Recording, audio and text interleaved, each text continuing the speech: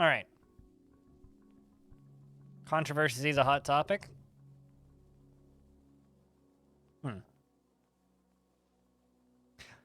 Let me fix that for you. Controversy is a hot topic.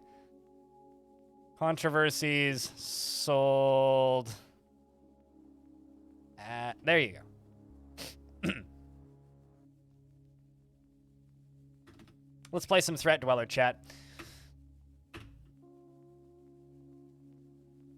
So, this is the Plank of Nations save. We are getting kind of close-ish to the end of it. The last few times we've played this stream, loading crimes. I love that that's the thing that they say in the loading screen. The thing that we've been working forward towards in this save is I've been trying to dig too deeply, but we've had very little luck. I think I've carved out, it's like 6 or 7 adamantine spires. So this fort is kind of, I think, coming close to an end. Not because I don't like this fort, but because we're above that dreaded 3,000 dead and missing number, so we're not getting new migrants. This is probably going to be the last stream of this particular fort. I do want to dig too deeply and, like, fight baddies, but, like, quite literally, I don't actually think I am going to be able to. Unless we find hell today, I give up. So,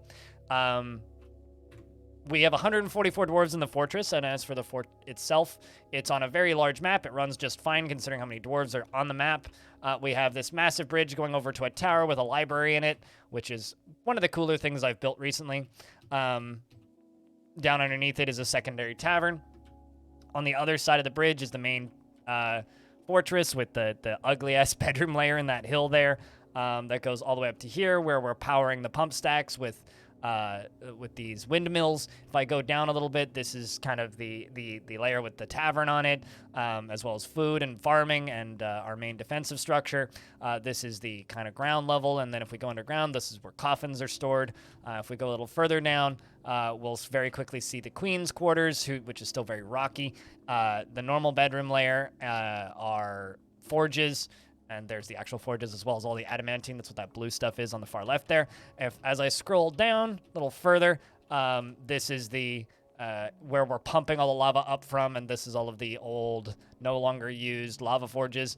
If I scroll down even further, this is the lava sea, and as you can see, we've cut through quite a large number of adamantine spires over time, including, like, up to most recently, this one right here, which, admittedly, I could go one further down, but I'm starting to, like, have my doubts that we're gonna find hell down here at all.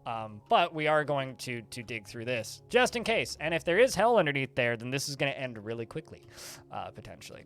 But we've dug through so many spires and had no luck. As far as named dwarves in the fort go, though, if you want a dwarf, there's tons, and now is a good time to ask for one. But we have Frog for Hire, we have Dragona, we have Pablo Rasta, we have Librios, I think is how you say that? Yeah. Libro Ludos, Diamond Elamino, who's our queen, Sem Taxagon, Harry is Gamer, Tygozar, Redger, Wilmer, Stone, Thalfon, Infinity Simplex, Rumhrums, Wait What, Hops, Tele B, Grated Parmesan Cheese, Cutest Ghost, and Grime Wiper, Hydra Slayer. These are all dwarves that are named after monsters they've killed. Titan Slayer, Mapeti, Rolf, and Athros, and of course our lovely Elven Mayor, Belug.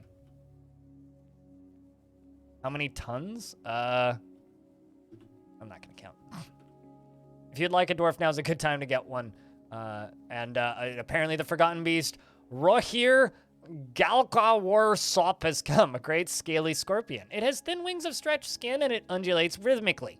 Its cobalt scales are large and set far apart. Beware its noxious sting. And it's in a layer that can get to us, so let's murk it.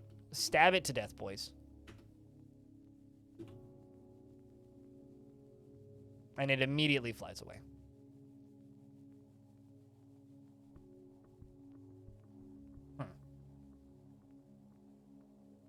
Means it's going to be hard to path to. That's a little bit annoying. My mayor is a tree hugger? Don't be racist. No, my mayor is a lovely, loyal dwarf. Just because they're an elf doesn't mean they can't be a dwarf. Fond of drink and industry. Dreams of ruling the world and bathing the world in chaos. Fine soul, generally. Been a good mayor so far. Hell is closed for maintenance. It certainly fucking seems that way, Verona.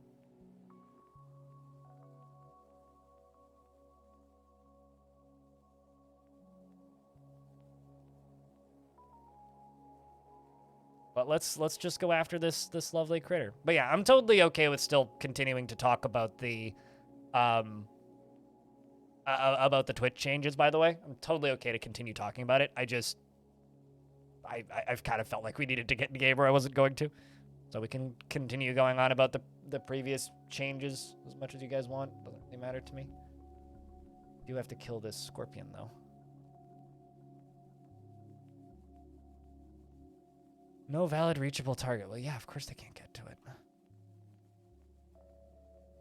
Oh. Well. The Forgotten Beast just killed a cat. Attacked the cat, but she jumps away. Grabs the cat by the right front leg and releases the cat. So I'm hoping the cat got away. No, I'm just talking because there are other people earlier who were saying things on it earlier. Probably won't affect anyone that you care about. Yeah, and if it will affect them, you'll know. And also, they get to make another $100,000 before it starts to affect them. That's like the big wrinkle there is they get to make another $100,000 before it affects them.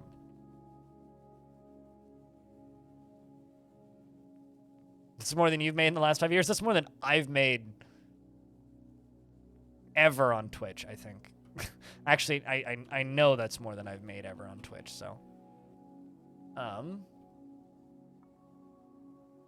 Let's just send them down there. So yeah, it certainly sucks for people who are used to higher salaries off this website, but bruh, I make like 14 to 17,000 US a year off of Twitch, which is only like about half of my income on an annual basis. Dwarf Fortress, why aren't you responding?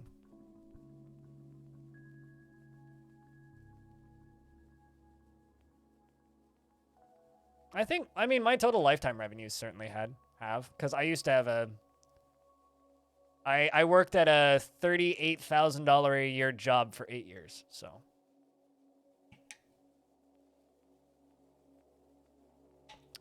My lifetime revenues have. What? Why is there a horse down here? This Forgotten Beast is strange.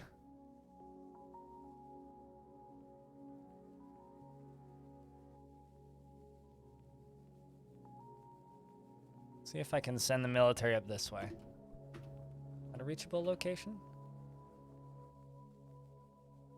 Nope.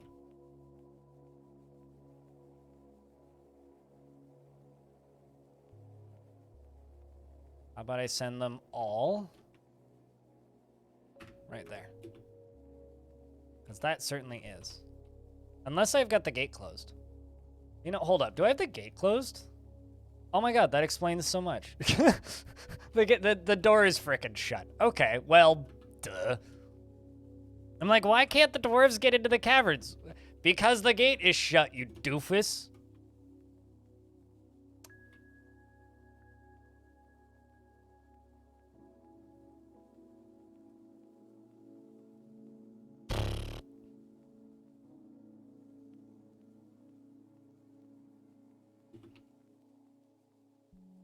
There they go. Now they're all running down their station. Sheesh. Gates tend to get in the way, especially when they're named Bill. All right, so let's just lock the dwarves in the burrow, time being. And follow this scorpion.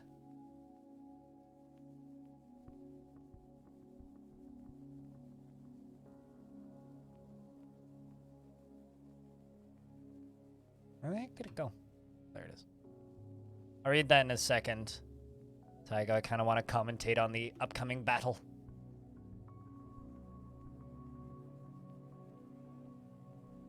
Pauses, beastie.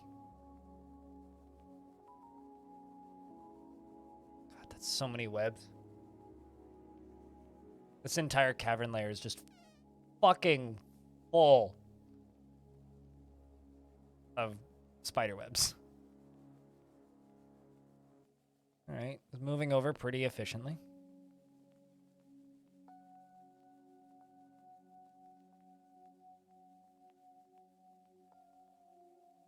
I am of the opinion, Soul Shinery, that you should live your life and enjoy it. As long as you're within your means. Does it really matter?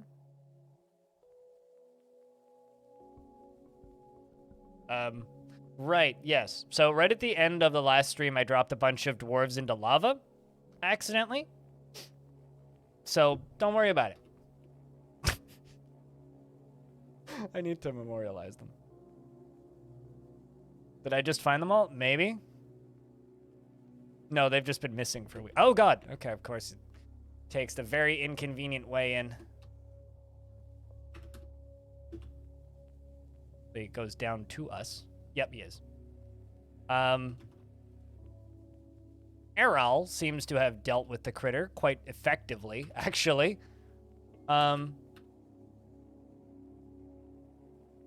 Swordmaster stabs the Forgotten Beast in the right third leg with her adamantine sword, tearing the muscle, and a ligament has been torn and dodged the beast. And then the Swordmaster slashes the Forgotten Beast in the left pincher with their sword, and the severed part sails off in an arc. The Swordmaster then follows up by stabbing the Forgotten Beast in the abdomen with her sword once again, and tearing the muscle and tearing the guts. A ligament has been torn and a tendon has been torn.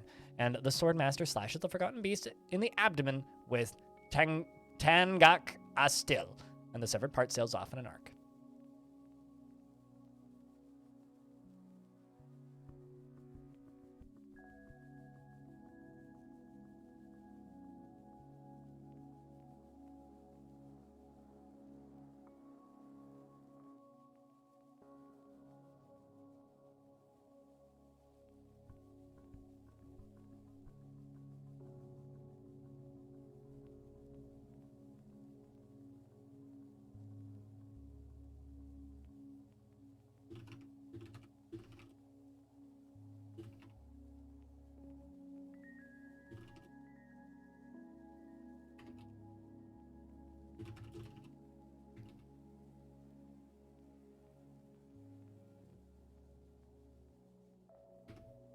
All right, so now I can get caught up with chat a little bit. Tygo says, I know it's how currency works, but it's weird seeing people being sad about an amount of money which would make you a local currency millionaire. Yeah, I mean, I feel that way. I mean,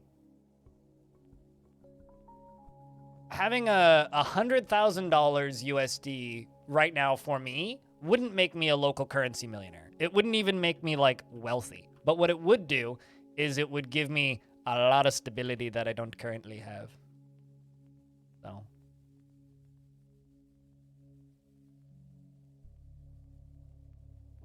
But I digress. Let's just shut this off. Put all the dwarves back inside. And hello, Cost Lord. How are you?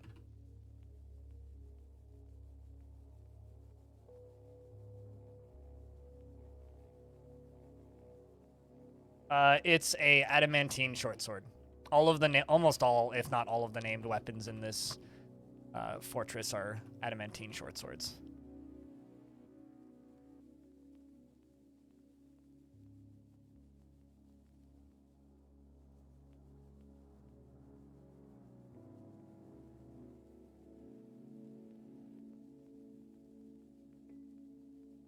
It's an inconvenience to you. For you, it's an inconvenience. For me, it would be like several years worth of solid stability, and smart investments could set me up really well for the next decade. But it's certainly not an amount of money that I would ever think about having. And the other thing that people are pissed about is just that Twitch is keeping the 50-50 split, but it's like, who cares? they're never going to not get rid of the 50-50 split.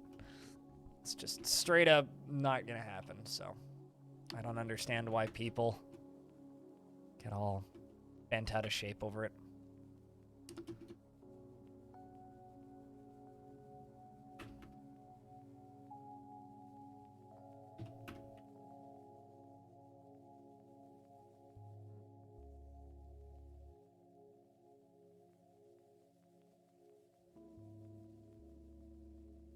You don't actually want riches, you just want to be less dependent.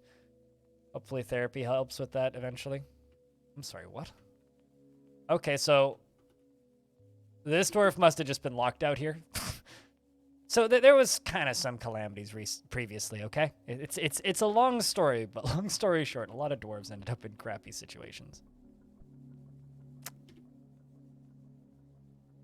We're totally finding all of those dwarves dead, by the way. Totally finding them all dead now. This fortress has had some questionable management recently. That's for sure. You.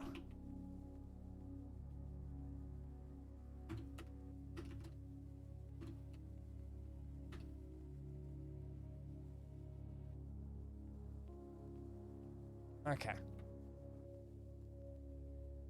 Let's get all of that stuff put away and dealt with. Also, did I say hi to you, Costlord? Be honest, I can't remember if I did. So, hi, Costlord. What the hell would you do with over 80,000 quid? I mean, that's not the question, right? It's not really a discussion of what would we all do with that amount of money, right? And that's a really shitty way of approaching this discussion. The important question is, how is the change affecting people that it's affecting? And it's also Twitch permanently stating, we don't ever plan to give you a better cut on Twitch, telling me that, right? That's what matters at the end of the day. So speculating on what you would do if you had X amount of dollars is a big fucking waste of time. Even I shouldn't be doing that. Auril Abson is missing from its proper place. Did anybody witness it? Yeah, this is me ending the conversation saying I don't want to discuss abstracts because it's not really relevant to the discussion. And I regret kind of starting it up on my behalf. It's like, it's not relevant. I would rather just change the subject entirely than discuss abstracts of like amounts of money that we would like to have, because it's like, it's not the whole point of this discussion. Like, the point of this discussion is that this is Twitch confirming, we're never going to actually let you have this thing that you really want, that, like, literally 20,000 people signed a petition within Twitch's user voice to ask for.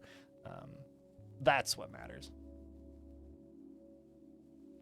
But yeah, an artifact got sniped, looks like. And I'm getting text messages from somewhere.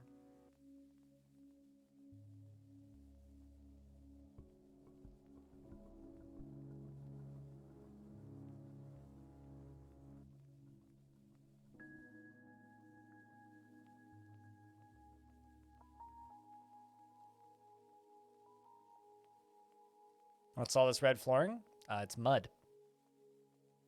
But red flooring always is. There's a chance that cavern layers can have mud.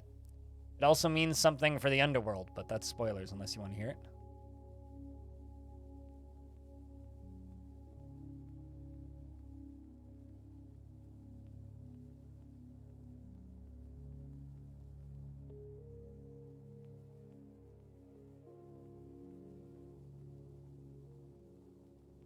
Also, sup, Pitolas?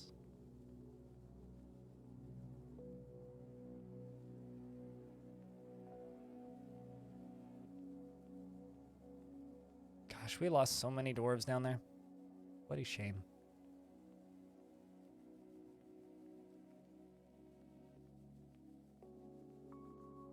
I wonder if we can butcher that bug. I mean, it's just a giant scorpion.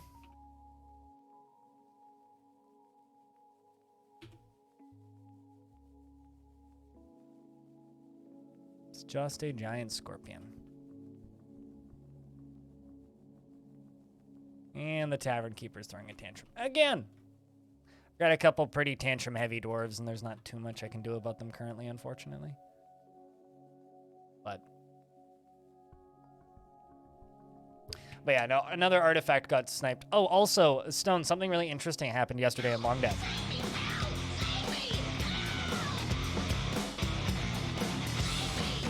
I might be lurking, yet I keep on pressing the button. You're becoming like me and Kat on Mars's stream, where it's like 70-something month resub, but I never actually say anything in his chat. Pop in once a month resub, I'm old, bye. But thanks for the 32 months. Cheers, Goffer.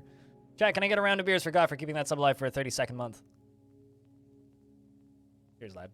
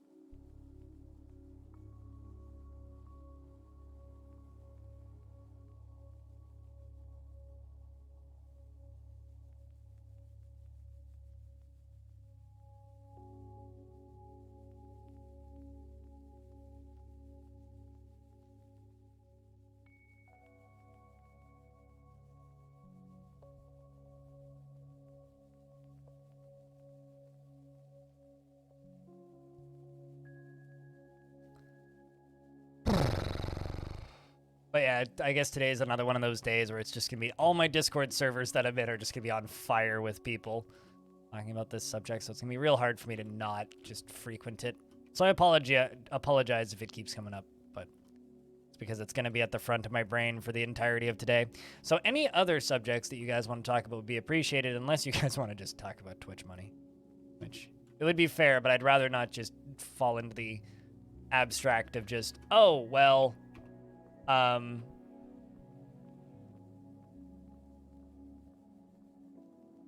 oh, well, you know, this is abstract thing that I would do if I had this amount of money. It's like, well, it's not really worth discussing. Why are you double chained? Are you hold on. Is this zombie chained up twice?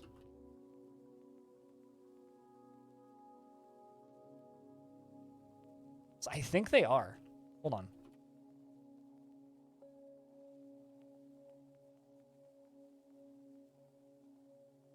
No, he's not.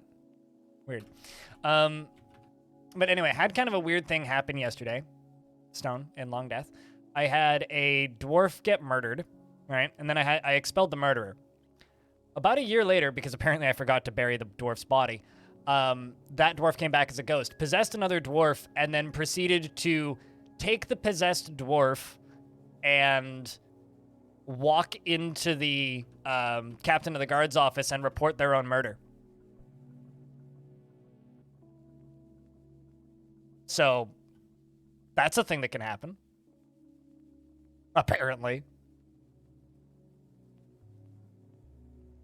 Boat murdered levels of shenanigans? Boat murdered levels of shenanigans happen in every single fort. You just need to know where to look. Because genuinely they do.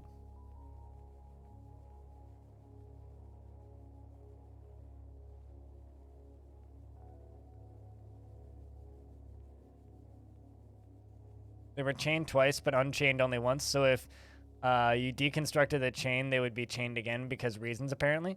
Well, that, I mean, to me, that's good because that zombie is in prison for another 294 days. Because they did all of this and admitted to all of this in here. And so thus we're put in prison for like 600 days. So, you know, frankly, I think they earned it.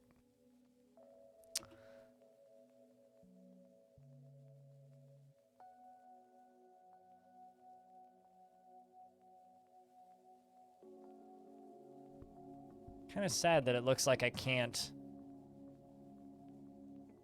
butcher the Rotten Beast. Oh well, that's a shame. That is a shame.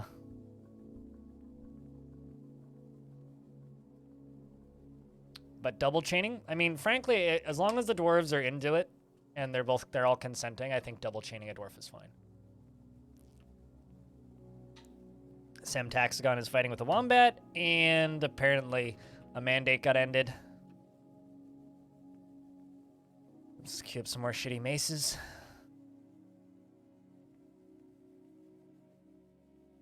But I think it's time for us to go and attack something else. We are going to go slam this Necro Tower. This is a human Necromancer Tower called Age's Cacti. We're going to send the Disemboweled Sabers and the Gilded Masons. We're not going to loot other items, and we're not going to steal important treasures, and we're going to pillage. Good luck, dwarves. And hopefully we don't get attacked in the time that they're out, because I want as much excitement and fun today as possible. Lissai. I mean, knee slap, Lissai, groan, facepalm. You know, that's usually the kind of responses I get to my human. Just the normal, like, leveled, natural responses.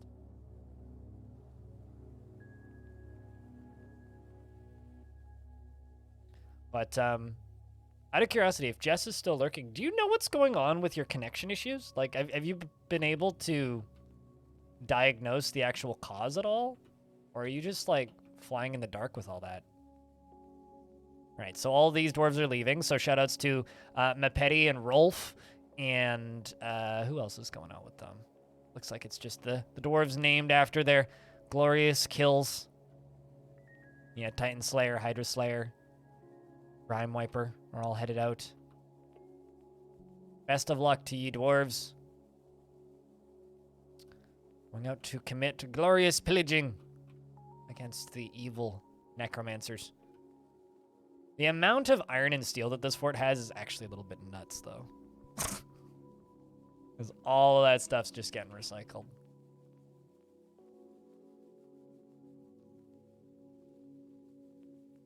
But we're just going to sit here and witness as these lads leave. Oh, is that your kitty? Salon. Wait, hold on. What even? Pet of Attis. Who's... Oh, so this dwarf's being followed by their pet cat as they leave to battle. Good luck. May your kitty be waiting for you when you return.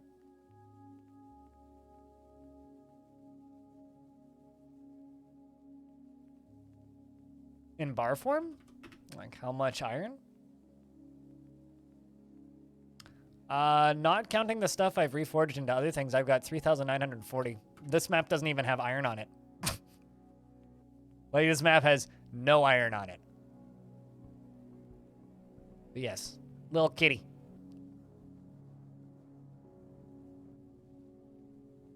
Chat, if you happen to have cat emotes, I need some cat emotes in chat.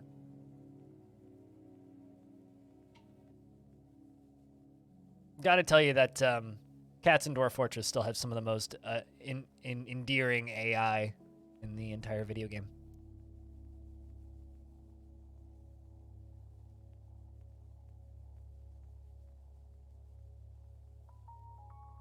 A very healthy amount, yes.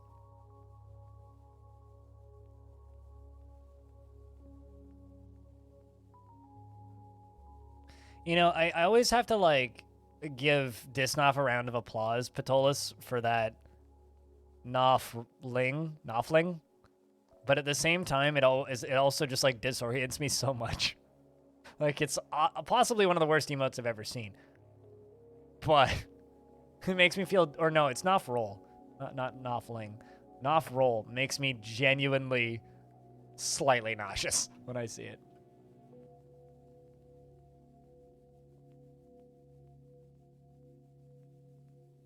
You're gonna lurk while you do some chores?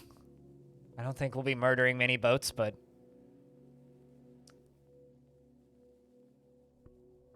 Cat on Dwarf Fort. I mean, someone needs to get Cat to stream Dwarf Fort when it comes out. Although I don't actually know if Cat would like Dwarf Fortress. Dwarf Fortress is like slower, more methodic, thinking man's RimWorld.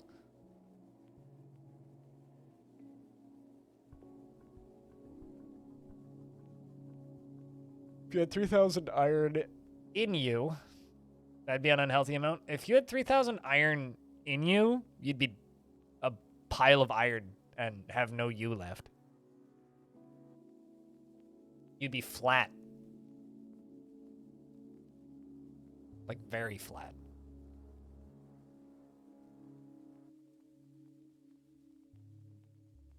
Got so much sleep in my eyes still, apparently.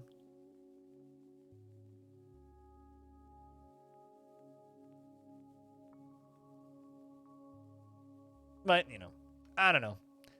Another day, another round of unpopular Twitch news, and nothing really changes for me.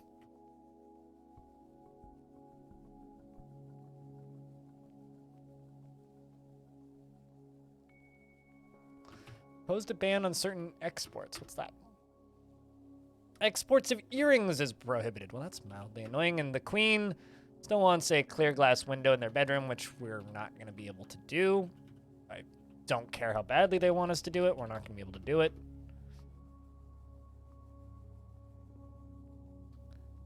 That depends. Please explain, Animal. Also, Animal, I'd like you to just be aware that all of your badges are missing, by the way. 3,000 iron atoms would mean that you're atom deficient. Yeah, but we're talking about bars, not atoms. So according to my screen, you're not even subbed right now, which I'm pretty sure is not correct because I clicked on your name and it said that you were still subbed. And also, I know that you pay for 6 months in advance, so. Queen's forgotten a demand. Hey, the Queen finally forgot that she wanted a clear glass window. I mean, she's going to get a mood debuffy, but that's fine. She'll live.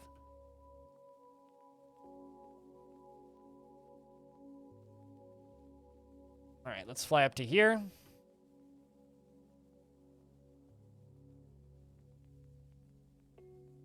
That's good. I also kind of assumed that part of it was the fact that, you know, that you often have hype train badges and then like forget to re-up them after the fact. Okay, we are engraving more memorials. Your bitch badge. Please tell me that was a genuine typo and not intentional, because that would be very funny.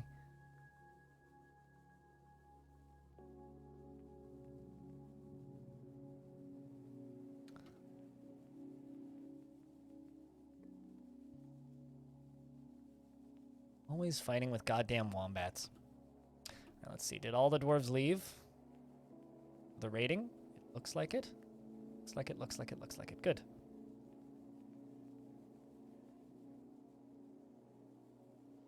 Twitch should sort out the bug of you typing in bitch instead of bits.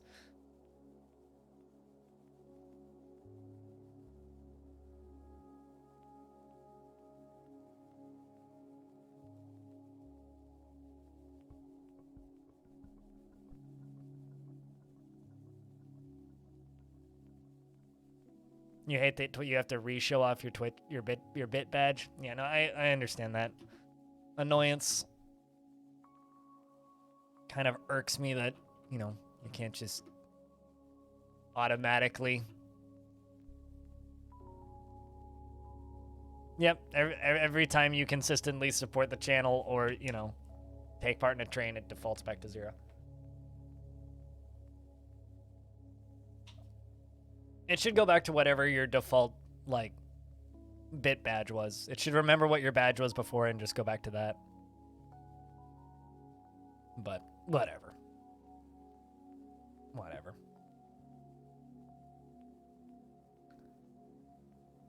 For some reason, whenever I gift a sub on Bellinair's stream,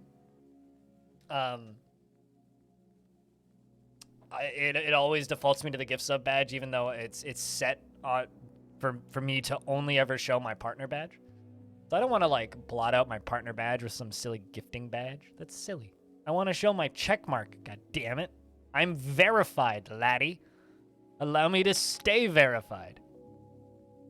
Yeah, it's returned now for me. But I mean, Twitch like breaks sometimes where like you can't see any badges.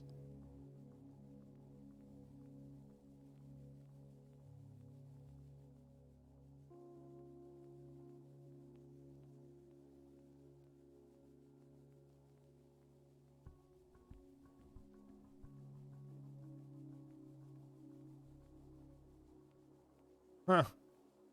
So this is kind of neat. Chat, how many of you guys saw that interview that I put up the other day of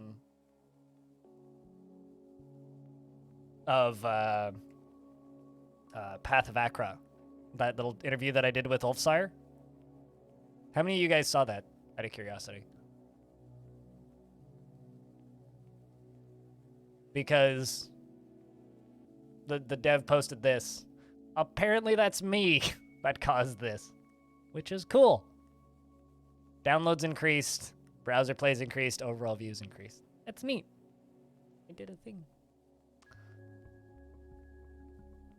I did, in fact, do a thing.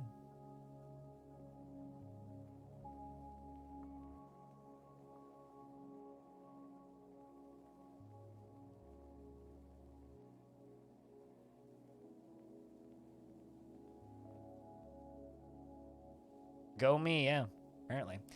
So, mission report on pillaging Aegis cacti.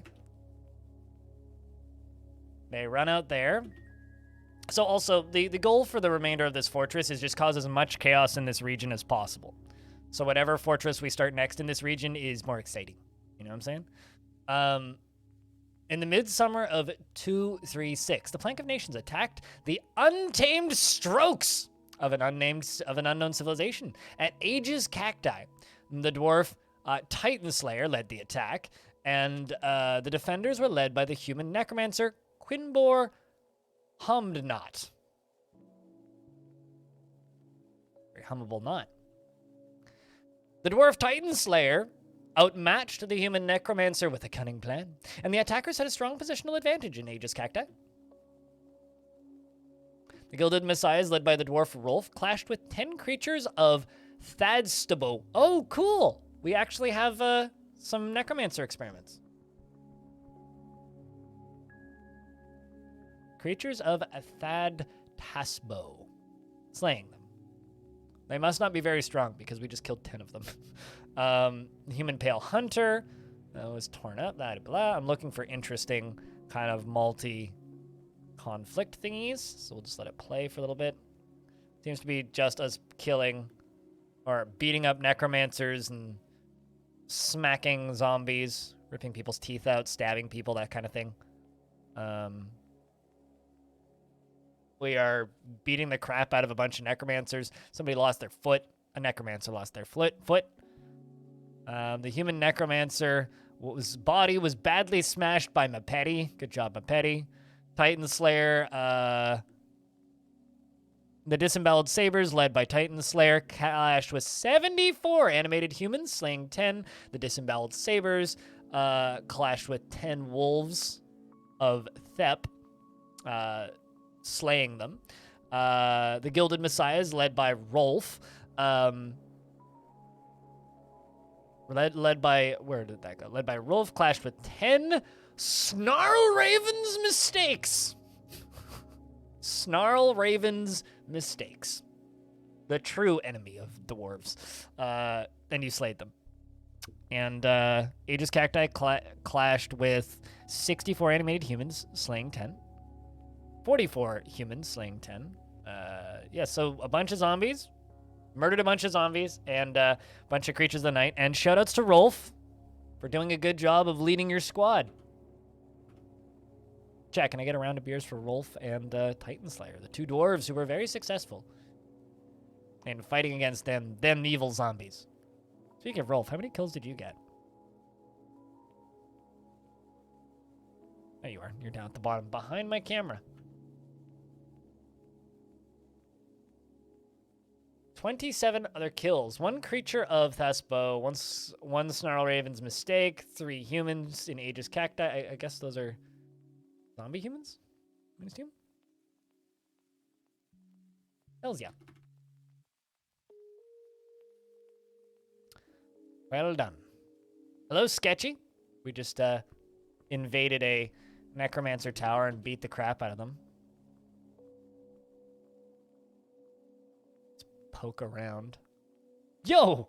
Kobolds took over a fort. Good for them. Human castle, no contact with them.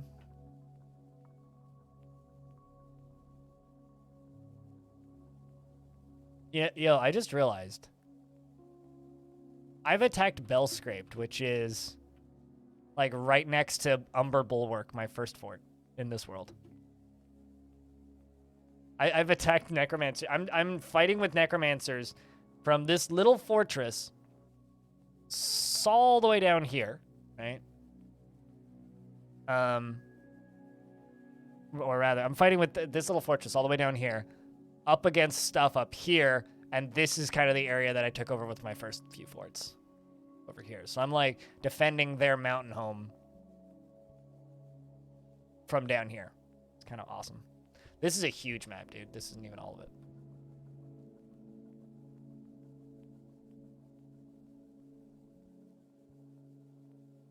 Necromancer bad? Yes. Fight the baddies. Stab him dead.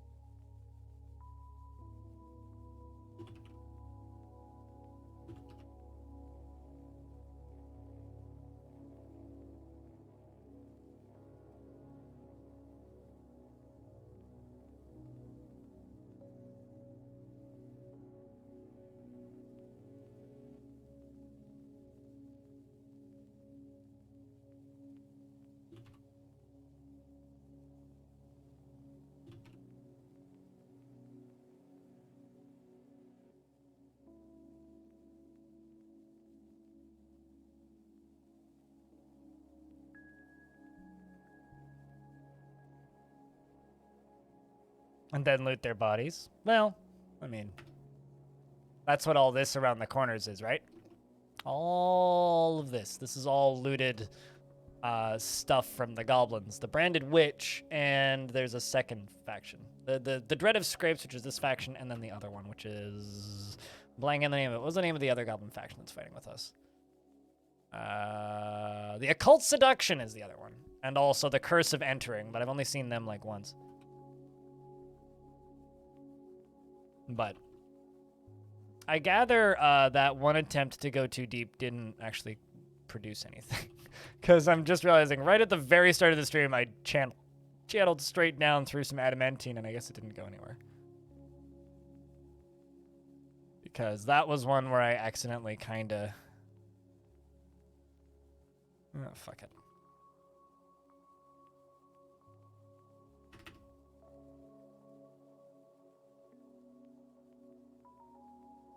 Where does this go to from right here? Let's just go... let's cancel that. Let's go right there. And right there. Let's just see where that leads us. If it's somewhere bad, we'll sort it out.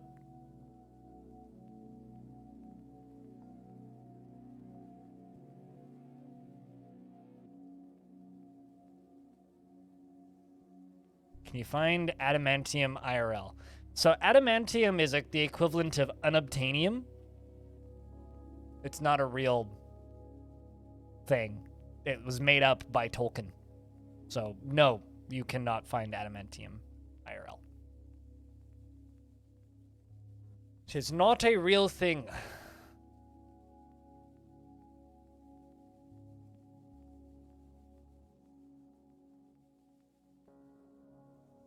At least I think Tolkien was the first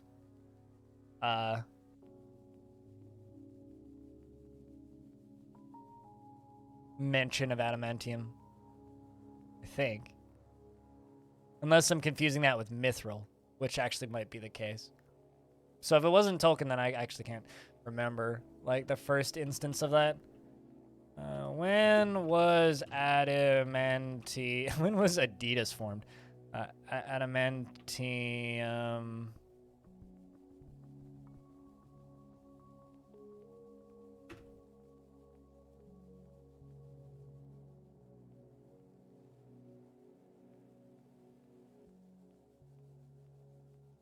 Adamantium. Adamantium is a fictional metal alloy appearing in American comic books published by Marvel Comics. Well, there you go. It was bounded to Wolverine's character's skeleton. So yeah, it's first appearances in the Avengers, Volume 66 in 1969. So yeah, it's literally like it comes from comic books. I wasn't correct, and it is not Tolkien, but it does in fact come from comic books.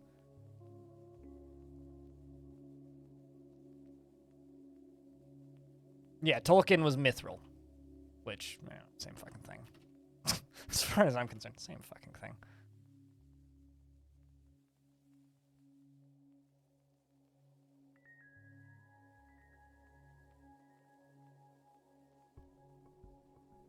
Adamantium, Tolkien, same thing.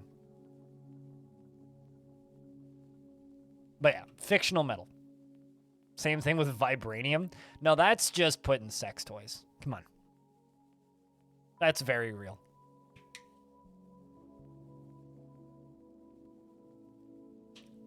That or it's the metal only used in vibing technologies. So, just vibin generally is made in vibranium.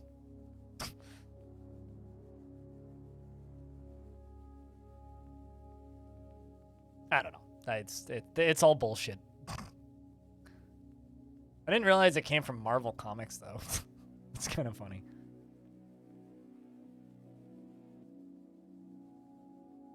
It's like 1970s was the first real. But then we're getting into stupid nerd debates. I mean, aren't all debates stupid nerd debates? It just depends on whether or not you give a shit. Give a shit. Because the only people who are intelligent enough about a subject to debate it are people who are very, very nerdy about it. Also, thank you for the coffee, by the way. Person who bought me a coffee. I didn't have my email open. Only just saw it. So shoutouts to Cannon Fodder.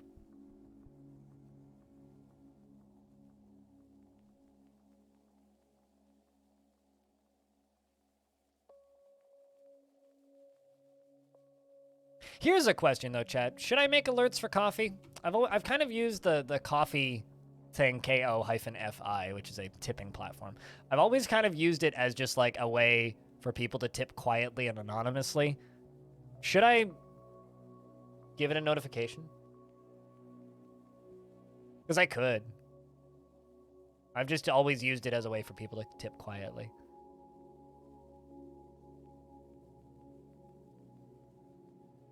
Which is stronger, adamantium or vibranium? How strong is your animation? Your imagination. Because your imagination is the strongest one.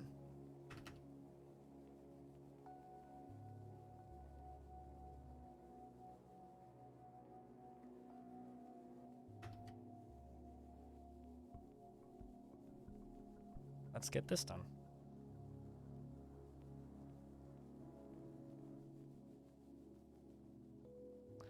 Let's see where this leads us. I'm literally just like automating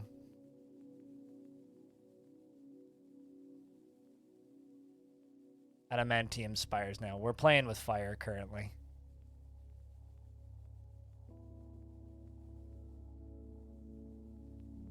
I'm just seeing how deep the rabbit hole goes.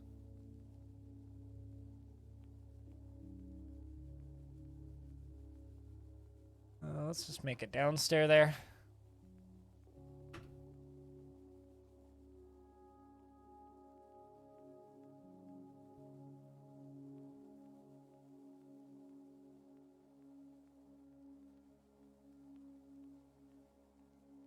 Except I don't have anything that I can actually make an upstairs with. So I'm going to cancel this. I'm going to make a 1 tile size garbage dump. I'm going to dump those 2 boulders.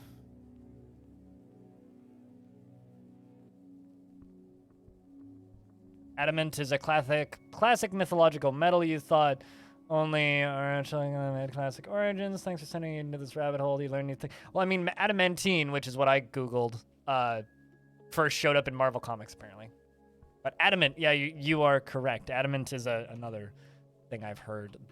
I've heard that word used before too. All right, let's follow this lower engraver. Why are they both on the other side? The one problem with making a really big, sprawling fort is you have to wait for people to walk really big sprawling distances. Well, what's up, Guratoro? Hello. But at the end of the day, mithril, adamant, adamantine, all that crap, none of it's real. It's all fake.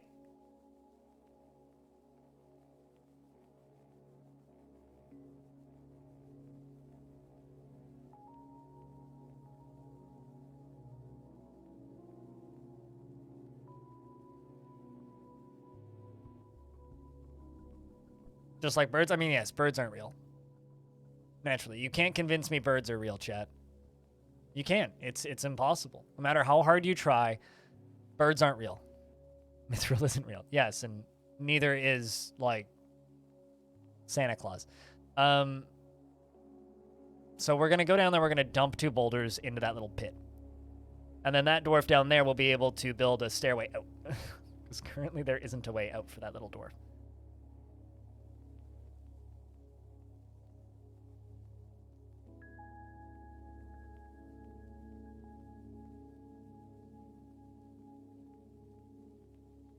Birds are real. They're just as real as Norway. But it was Finland that doesn't exist, so... I mean, look at penguins. Penguins aren't birds. They're little men in tuxedos. Come on. Sheesh.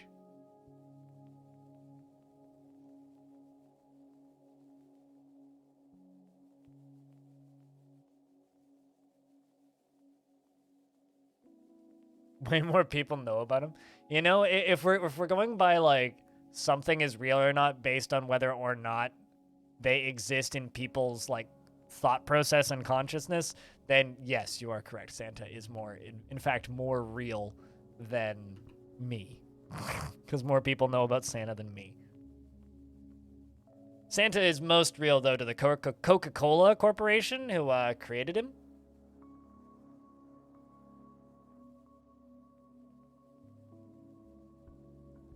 Very philosophical take. Honestly, philosophical takes are often the best takes. Hey, and a stoneworker has been possessed. Now they grab a few boulders.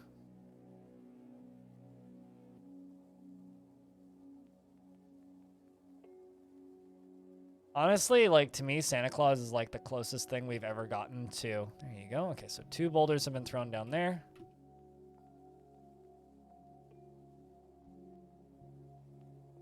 But, oh, I see. Remove, dump, and claim.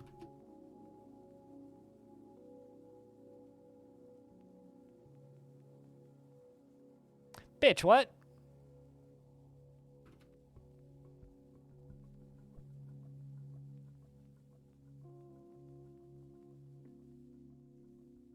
Okay, there's a bunch of obsidian there now. Claim. Remove, dump.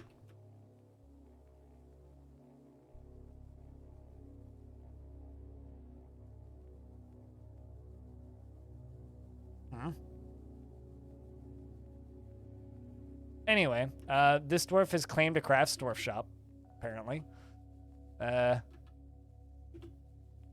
Good for you. All right, let's jump back down to that miner that's stuck. Forgot how I can get you out of here.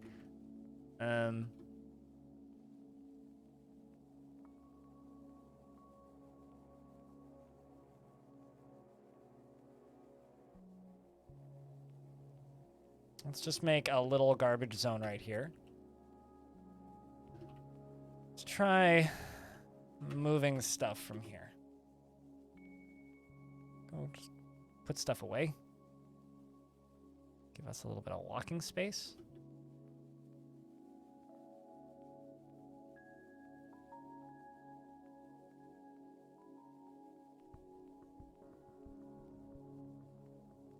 Can you not build out of obsidian?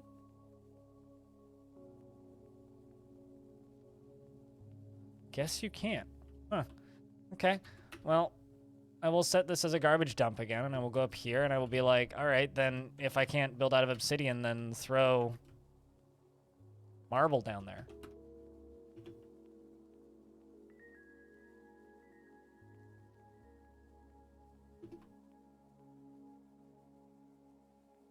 I guess that's what we'll have to do.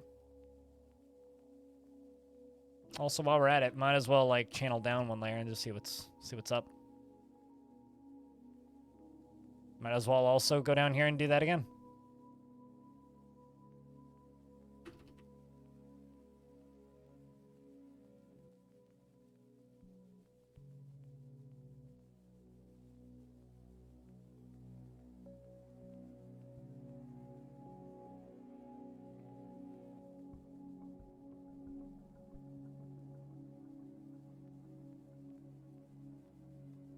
So about the Tooth Fairy, as I'm like paying way too much attention to the game and not the chat.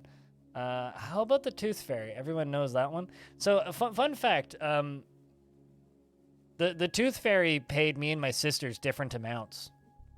It's kind of ridiculous, man. My little sister got like $1. I got $0.25. When I was growing up for the Tooth Fairy, 25 cents was what I was left. I always felt kind of ripped off about this, I'm not gonna lie. Did I just completely fuck this up? I think I absolutely did.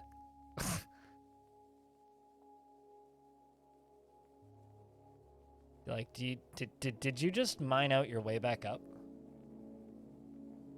Lad, you just fucking mined out your way back up.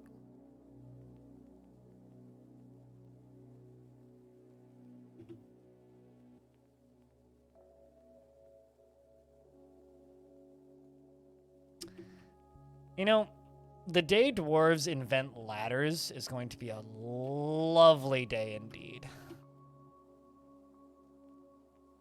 Let's build a downstair right there, out of whatever.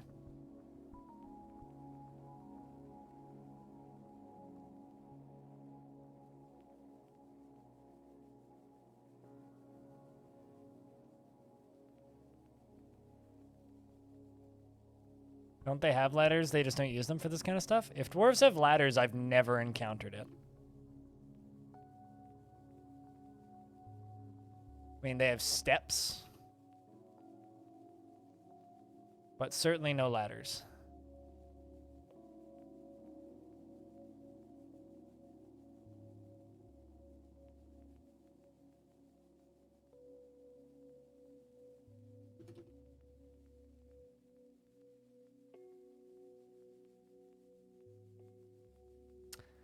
All right, well, Dwarfy, let's keep digging down. Might as well. Let's see what's down here.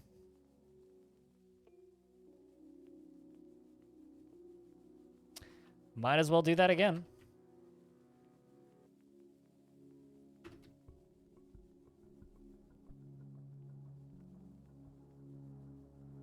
They do, in fact, have stepladders, but stepladder does not equal ladder. I need a ladder, not a stepladder. If I needed a stepladder, I'd be like, man, it'd be great if the dwarves had stepladders. No, I need a ladder, not stepladder.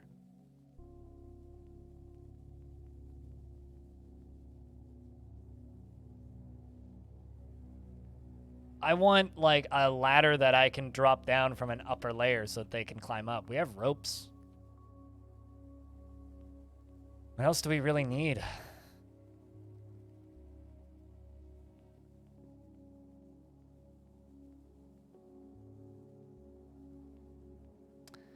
Question is Cogsack here going to die of thirst before I'm able to get some liquids down to him?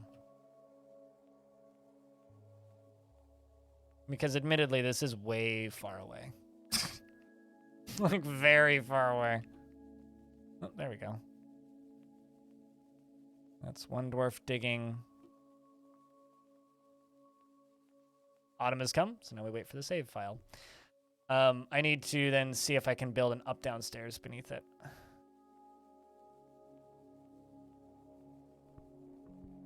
You mean with rope? I don't know what ROP is. I'm assuming you mean with rope.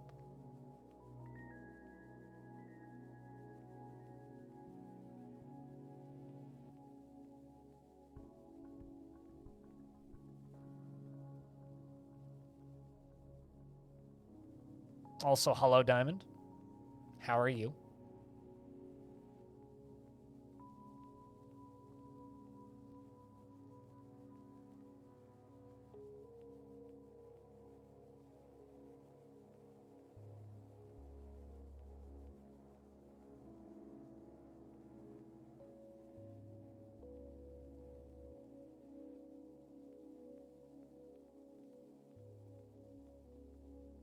Somewhat long day, but fine long day? Like a good long day, I gather?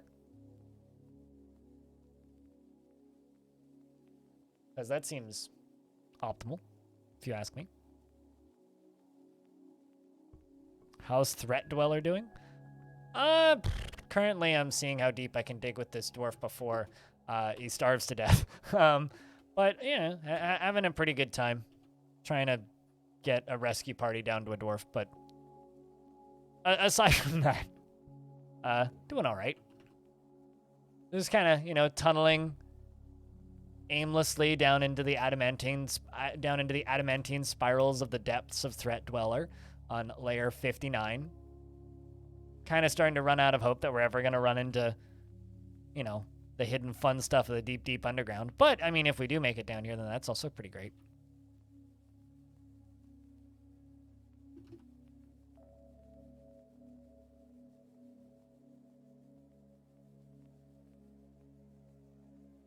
Are you going to cancel? That's the question. Yes. So you canceled because there's adamantine in the way. And now there's a rock. I swear to God, game. Okay. Let's make an up-down stair right here, game. There's adamantine in the way there, though. All right, so let's carve an up-down stair right there, but don't automate it. Just do it once.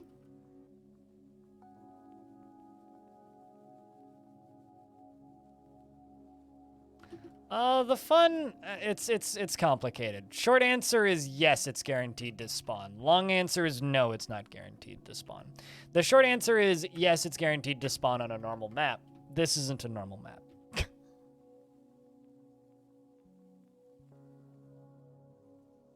But the odds theoretically should be higher. But the game plays with the odds in maps like this. Got an artifact being made. They used a bunch of rough moss opals, raw adamantine, tapered cut, baguette cut emeralds, trillion cut emeralds, and wood logs on a crafts dwarf's workshop. Any bets on what that dwarf makes, chat? I'm hoping for something good. Speaking of wins, Diamond winning his investments. Look at you, Diamond. You big thick death. All right, let's continue you.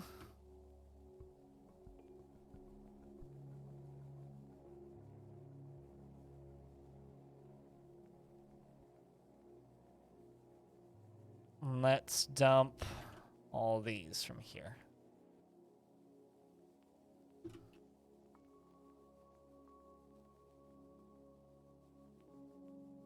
All right, Dwarfy, you run back up.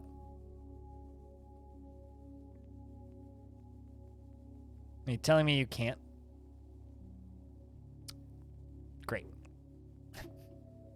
Great. Let's dig and channel an upstair right here. But if I channel a downstair up there, that will kill you.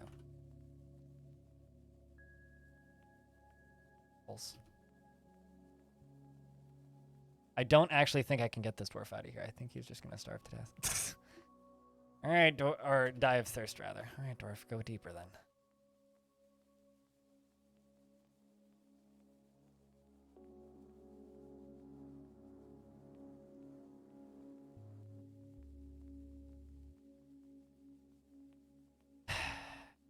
That's all I have to say is sigh.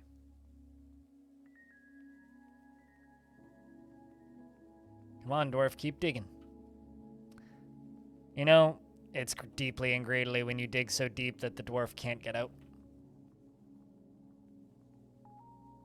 That's how you know it's truly deeply and greedily.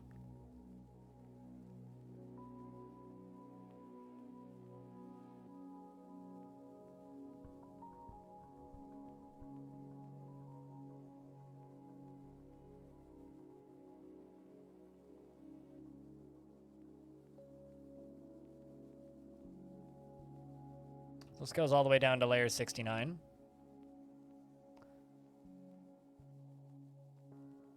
Nope, that dwarf named is named Cogsack.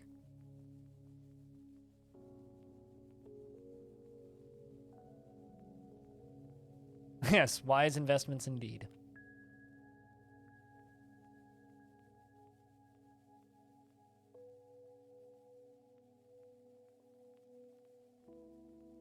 Well, I mean, this dwarf is digging too deeply. Hopefully greedily as well.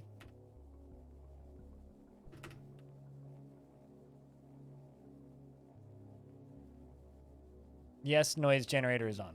Always on.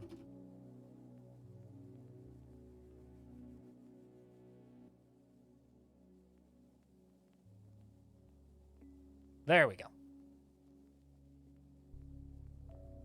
You have discovered an eerie cavern. The air above the dark stone floor is alive with vortices of purple light and dark boiling clouds. Seemingly bottomless glowing pits mark the surface.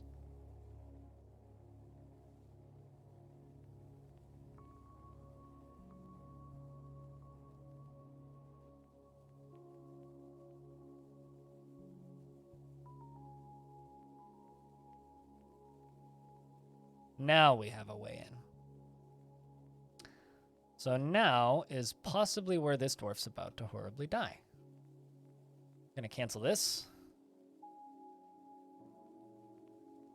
Can I replace it with an upstair? Yes, I can. So I'm gonna replace that with an upstair.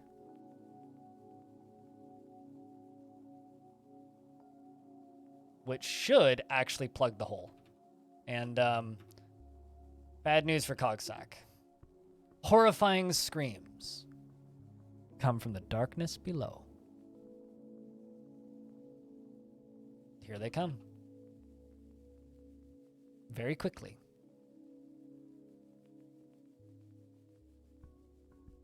Anyway, Cogsack the miner has been found dead. Glorious. Okay, so what are you doing currently? No job? Are you stuck?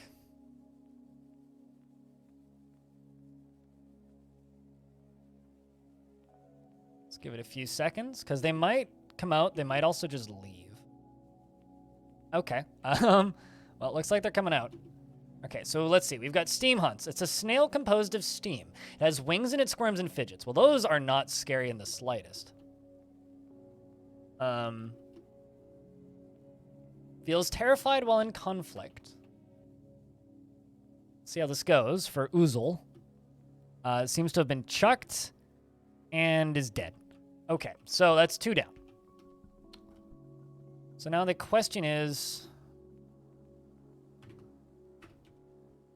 where do we have a stand?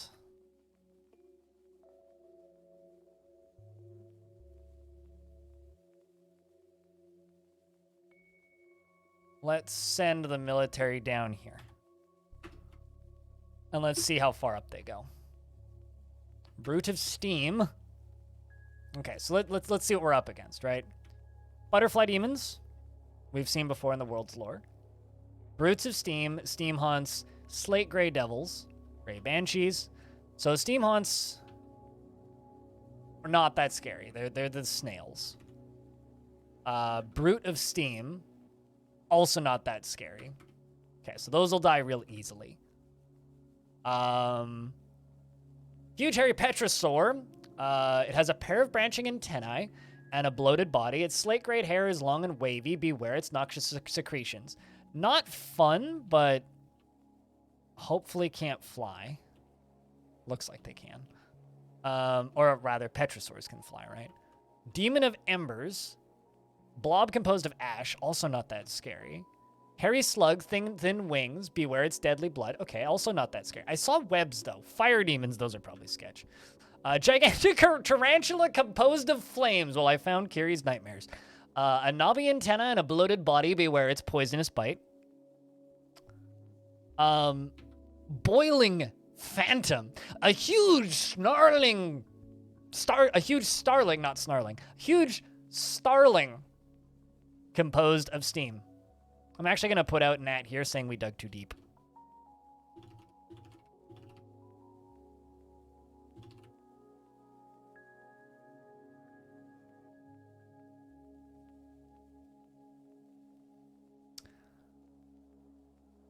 Okay, so big steam burb, boiling phantoms, demons of ash. What else have I not looked at?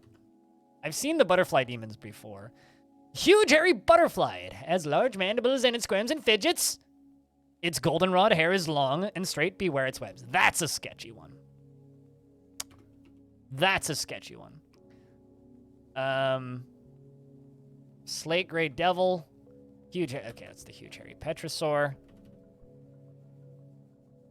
Bug fiend, clear devil.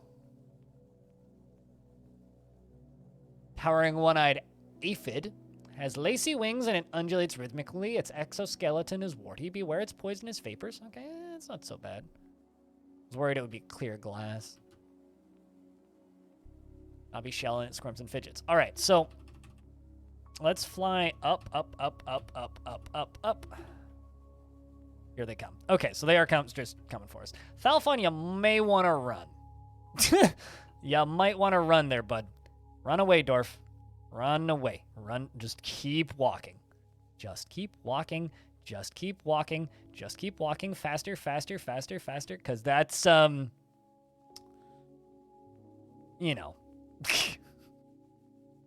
So, here's the thing, though, right? I don't see any butterfly demons. I'm just seeing the grave phantoms, the steam haunts, the slug fiends. My military should be able to fight these. They should be able to fight these.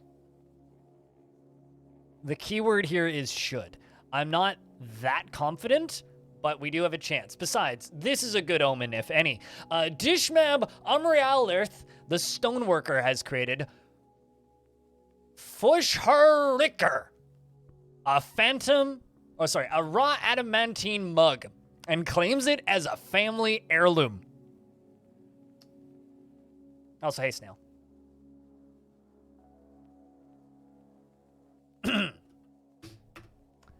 It's worth 781,200 Tethal. It's a mug, yes. This is a raw adamantine mug. All craftsdwarfship is of the highest quality. It is encrusted with oval raw cabochons, adamantine cabochons, and cushion-cut emeralds, briolite-cut moss, opals, and encircled with bands of oval emerald cabochons. This object menaces with spikes of emerald. On the item is an image of dwarves in cherry wood. The dwarves are laboring. The artwork relates to the foundation of Threatdweller by the ancient beard of the Plank of Nations in the early spring of 212. On the item is an image of Ezim Tygozar, the dwarf, and Velvet Special, the adamantine cage in moss opal. Tygo is raising Velvet Special, and the artwork relates to the creation of Velvet Special, in Threatdweller by the dwarf Tygozar. On the item is an image of the distinct dangers in raw adamantine, the raw adamantine toy boat in moss opal. Would haul with repeating upright spikes work, minecarts, ballistas, and all of the above. Anything that will kill normal things will kill demons. Except for, like, water and lava, because they are immune to that. So let's get back down to where we were following.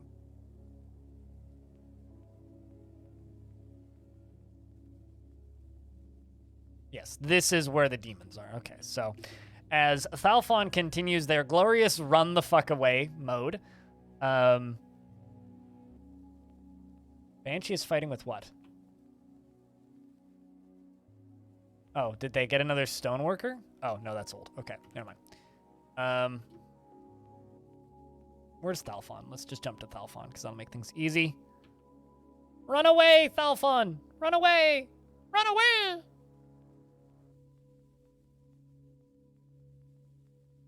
I'm actually just gonna go here and lock this door. Because, like, if they get into this cavern lair, that's fine. Because they can swim, so they can just swim down through this little exit where this pump is connected right here. But if they get into that cavern lair, it's gonna be chaos. So, hopefully, so my goal here, I should be clear. My goal here for this fight is I want to be able to kill enough of them that because usually what happens when you dig too deep is there's this huge wave that just goes whoop and just comes out, right? And if that initial wave doesn't kill you, then they all just kind of hang around in the basement for a bit. Also, Wild Peak, it's good to see you, by the way. So then they just kind of hang around. And then we can seal it back off and then attempt attack number 2, which is what I'm hoping. So I'm hoping that these scary ones, like these I just knocked my 2 key off of my numpad. Hopefully these butterfly demons who have webs stay down. Hopefully those fire demons stay down, which they seem to be. I'm actually not even... Okay, so there are some butterfly demons in the hallway. So we do need to be wary of those dudes. But aside from the butterfly demons, really? Nothing there is too scary. And we should be able to fight even the butterfly demons. So... just fingers crossed for my military, and we'll take this slow, and hopefully we get to witness an epic battle. And keep running, keep running, keep running, keep running, keep running. You'll make it, you'll make it, you'll make it. He's made it. All right, so now, let the fights begin.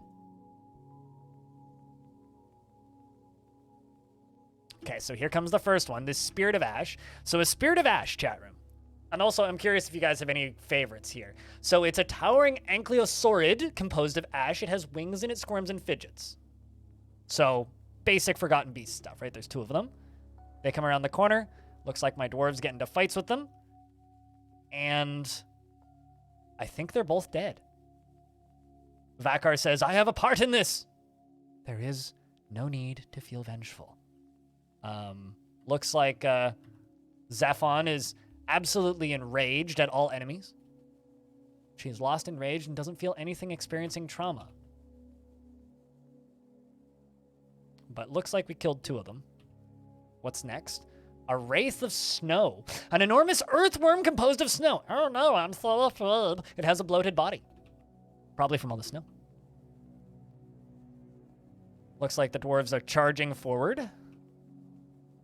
They're in combat with a slug fiend, and at which point a spearmaster appears to be stabbing the fiend in the right wing with their adamantine spear, and and an adamantine and a swordmaster slashes the slug fiend in the left wing, and the severed part sails off in an arc. So the fights are going to be a little hard to see because they're fighting in a stairwell, unfortunately, but it's like a sandworm but snow, you know. Meanwhile, my Spearmaster stabbed a gray phantom in the right front foot with her adamantine spear, breaking away a piece of the tissue. Spearmaster stabs the gray phantom in the trunk with her adamantine spear, breaking away most of the tissue. The force pulls the head, and the severed part sails off in an arc. So we are getting kills. Like, damn right, we are getting kills.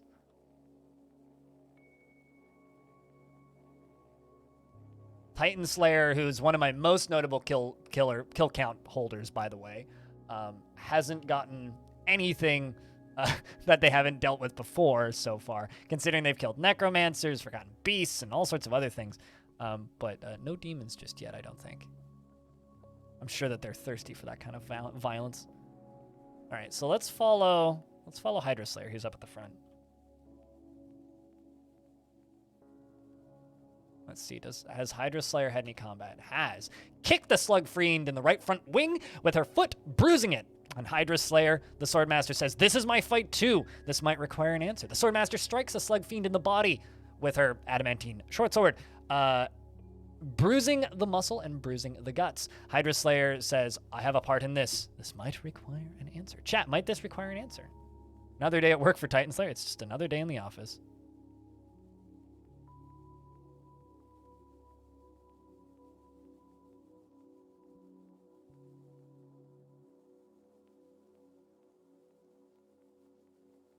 And a little bit more of a fight goes on. I'm just gonna kind of take a real quick look. So we've gone from 114 to 89. Chat, we may be feasting on demons tonight. because, you know, they are butcherable. Just going to kind of see what's still coming. Scrolling down a little bit. Some more fiends. Slate Grey Devil is coming, which is a hairy petrosaur, which does have noxious secretions, but isn't that bad. This is where the majority of the scary ones are. Down here. So, if we can make it through this... So, you know, I'm going to just tell my dwarves to station here.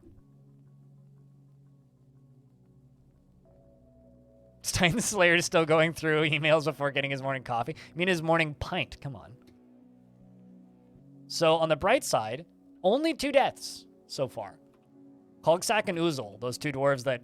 Well, one that was digging too deeply, and then the other one that just got caught out in an awkward spot. All right, let's follow Titan Slayer. Militia Commander. The thing is, though, I would actually say that those butterfly demons, as long as they're not on a multi-Z level area, are less scary than a giant cave spider because they don't have a poisonous bite. Webs can pin a character down entirely, but they still need to hit that character enough to kill them, right? Because the spiders have the paralyzing venom. They lock you down, they get the free bite, and then you're dead, right? Those butterfly demons are the scariest ones because they have webs, but they don't have the poison.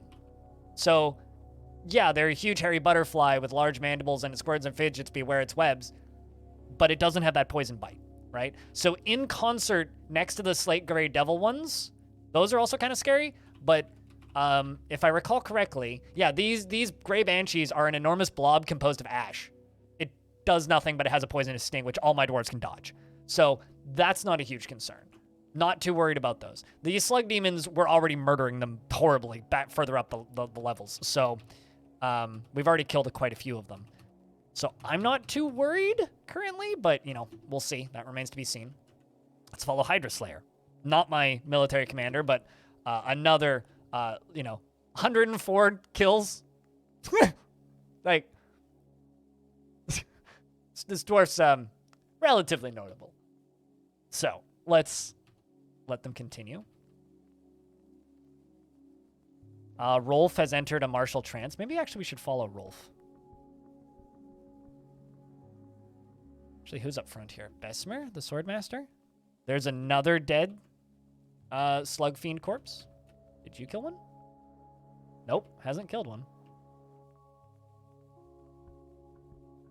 Swordmaster says, I have a part in this. After a Swordmaster slashes a Slug Fiend in the right wing, and their severed part sails off in an arc, and they say, I can't stand by, there's no need to feel vengeful. Rolf over here appears to be in direct combat with a Slug Fiend as well. The last thing that they've said so far is, I have a part in this. There's no need to feel vengeful. Did you hear that, Rolf? You don't need to feel vengeful. It's very, very wise dwarven words. Will other dwarves help the webbed comrade? They will vault over and run past, which is the equivalent of that. Okay, so some banshees and a slug fiend. Did a dwarf just die? Nope. Okay, I thought I just saw a dwarf die, but, okay, so these Slate Grey Devils seem to be going down really fast. So,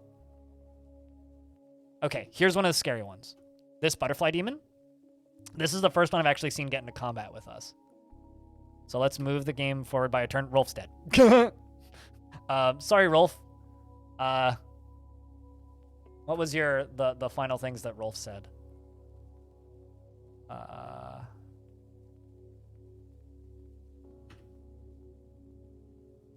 The militia captain stabs a slug fiend in the right wing with his sword, tearing it. Is caught in a web, falls over, releases. Okay, the slug fiend ripped his helmet off, and then the slug fiend got bit. And his head exploded into gore. So he got webbed, and then he got killed. Chat, can I get a round of beers for our fallen commander? Who did damn well. But, immediately, the militia captain, I'm assuming, Hydra Slayer? No, it wouldn't have been Hydra Slayer, because Hydra Slayer's not the captain. Somebody got the kill against... I'm just curious about who killed that blasted demon.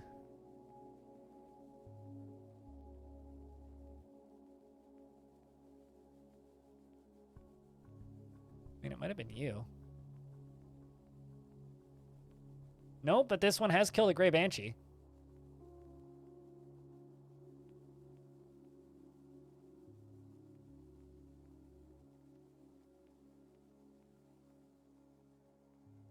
Just trying to see who killed the butterfly demon. Anyway, first butterfly demon is dead. Wasn't you. There's too many dwarves in this hallway. No. Sometimes the bot has a delay. Fine. Also, hey, Cobin. Or Calbin, I think.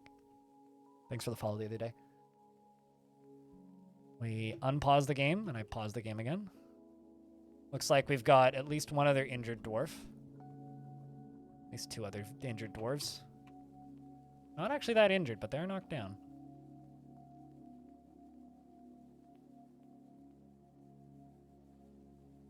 All right, so let's move forward by a turn. Move forward by another turn. Dubar enters a martial trance. There's so many dwarves right there.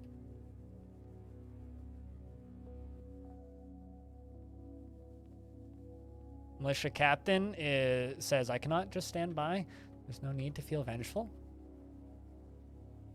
Let's move a few more stairs down. This is literally like an unironic you shall not pass moment, by the way. Been watching the beginning of this series on YouTube, the Threatdweller stuff, or like earlier in just the Plank of Nations series? Because this is like four for this faction, I think. 3 or 4. I don't know if I count the first 2 though. Mapetti's fighting. Swordmaster stands up. That's a good sign. Stay standing, Mapetti. Do not lie down.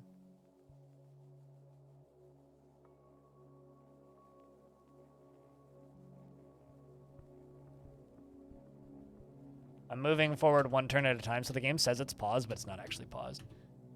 That's a big group of them right there. Swordmaster Grimewiper says, I have a part in this. Stabs a slug fiend in the left wing. How many are we down to? 71. You know, that's all that's left that's visible to us right now.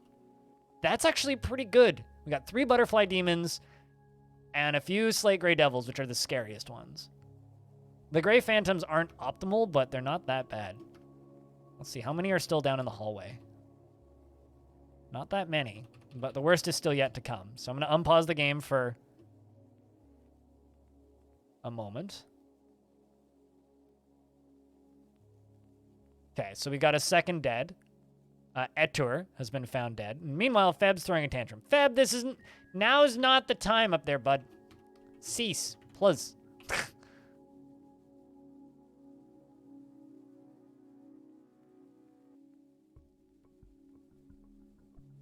All right, let's follow Attis, the Spearmaster who's up front, who hasn't managed to get a kill on one yet, but is up at the front. He's probably dueling with this Spirit of Ash, who's a Ankylosaurid.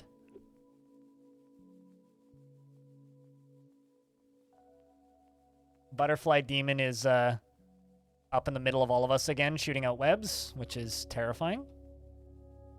I'm hoping that they can kill it quickly. I'm going to unpause the game and just see what happens. And it's dead. Tourist was found dead, that dwarf that got up ahead.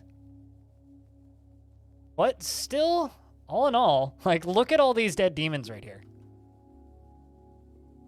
Look at all these dead demons. If we can just seal this portal off, we are in a really good spot. Because that means we can begin prepping. Attis was found dead. Yep. Okay. So Tourist and Attis. It's whenever I follow somebody who gets out ahead, it's like, up, dead, up, dead. Man, it's just like large chunks of lag. My goal is, in fact, to build a tavern in hell. Yes. But that's always the goal. Like, that is the dream for any good dwarf. Mepetti's still alive. We'll follow Mepetti. It's just like a wall of combat right now. So far, our death count for our military is 4. For reference, we have about 30 dwarves in the military. So that's not bad, considering how many we've taken out. It's just a matter of defeating this first wave. If we can defeat this first wave, then we can potentially get into the second wave. Game's real laggy, though, which is understandable. Oh! I see webs.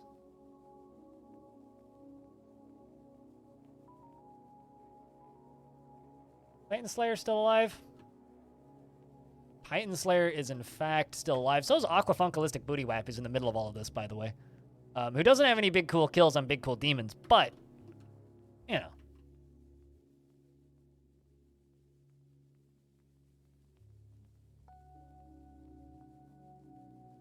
The actual concern is that there's going to be demons in all these side hallways for a bit.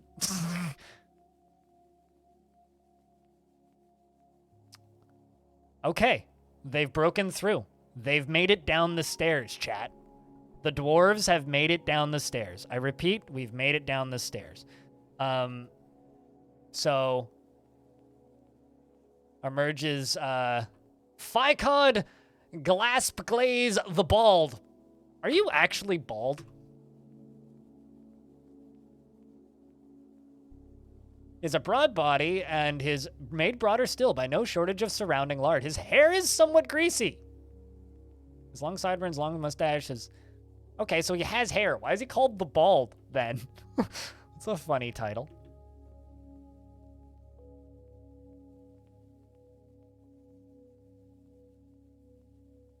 Also, hold on, let me check something, because I think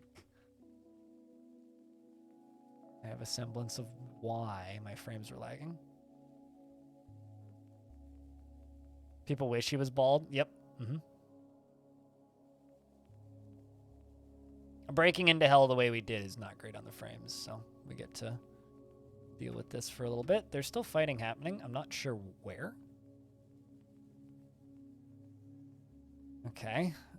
So we're about to go into battle with a Slate Grey Devil and a Slug Fiend. Might have scalped something. Oh, true. The balding, maybe. Yeah, scalped a... makes goblins bald. There you go. I have a feeling this fight will be pretty short. Get him, boys. That's one. And, whoop. That's some combat, but that's two. You'll love to see it. Oh, no, that's not quite two yet. Now it's two.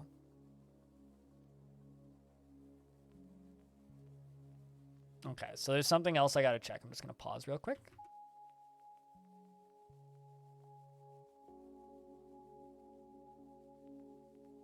So the problem is this area down here is just a fucking mess. There's just stuff everywhere, little hallways and things all over the place, and it's not very organized. Now, the problem with this is quite simple. It means the demons kind of are free to just go wherever. So the issue with this is I have a bit of a mess to deal with.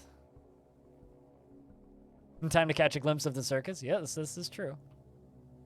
You have, in fact, tuned in just in time to catch a glimpse of the circus. All right, let's see what's still alive. So there's this butterfly demon that's right there.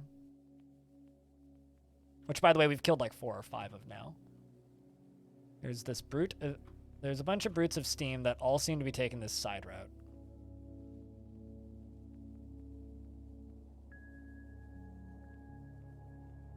There's a couple still in the hallway. Some are just sprinting forward.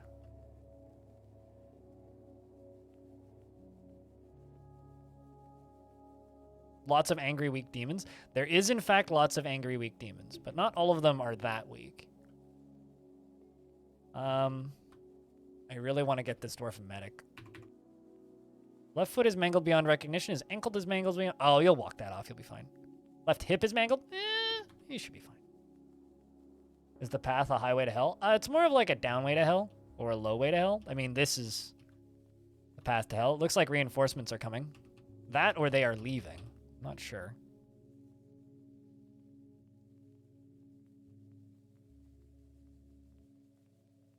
Yeah, they don't seem to be popping out, so.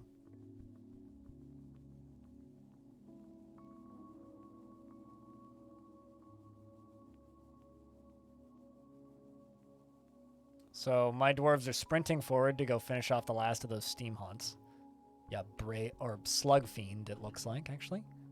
These are flying slugs that don't do anything too special aside from fly. I think they have poisonous bites, or a poisonous sting? Nope, deadly blood. I was wrong. Whoops.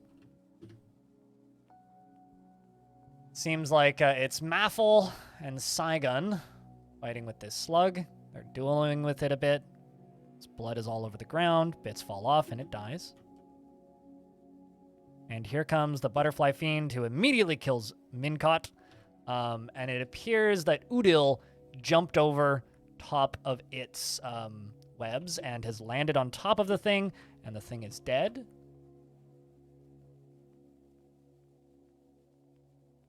Let's send in the military a little further, and I'm going to turn off the burrows for the main dwarves. And we're going to seal this area off. The dwarves are all running up. The reason I've removed the burrows is so that hopefully, looks like we lost two actually, two sword masters, because I want them to come and rescue this guy. Yep, that's one. That's two. Easy peasy. No, flying is not very useful when you're stuck in a hallway. Imagine just being able to say, I am Aloth Aurilinkin Amramlash Bumrek, and I have fucking 60 kills and 12 of them are notable. Let's go, dwarves. Mangled feet are a blessing in disguise. Anybody in real life with mangled feet would look at you real funny for that statement. Oh shit, are there more behind us?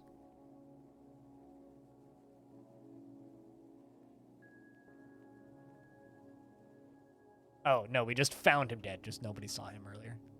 Right, so I'm just going to check. Well, there's some just like floating around in the lava. There's some just chilling. We're definitely going to have some...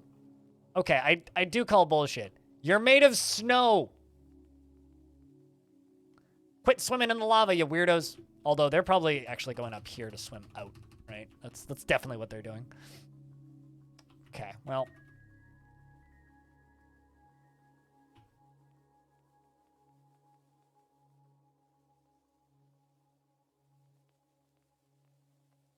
This is going to be complicated for a little bit. Anybody coming to get you? I certainly hope so. All right, so let's just...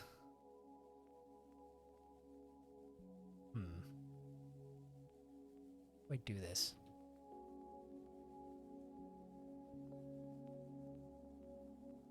Because this is their way out, right? This is their portal out.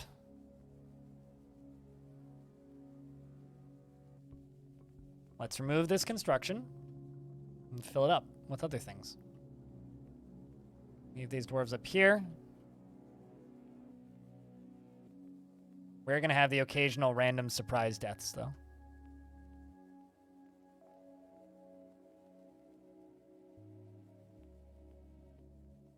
So much lava, so many demons!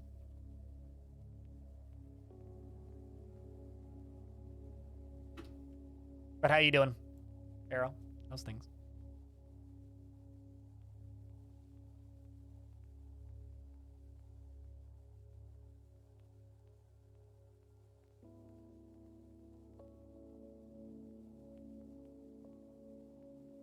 Now I need a dwarf to get over here and just put a plug on that. You don't know which symbol/icon is demon? These lads. Oop. That's a bad time for traders to show up.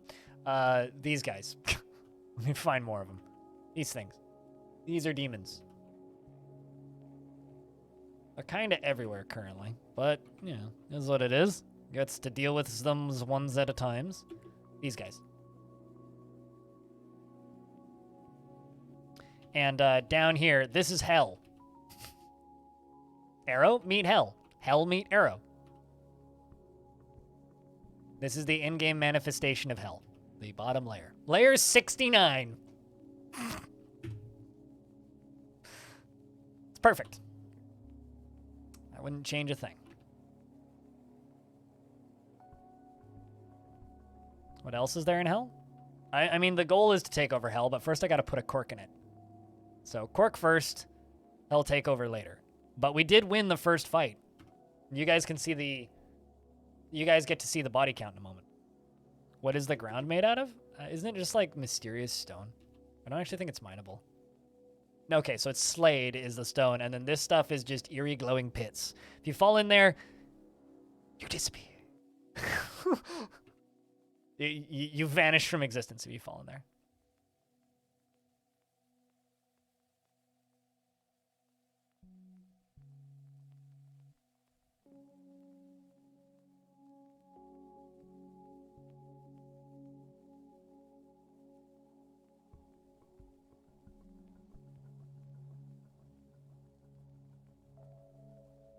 So you know what would be quicker and easier than this?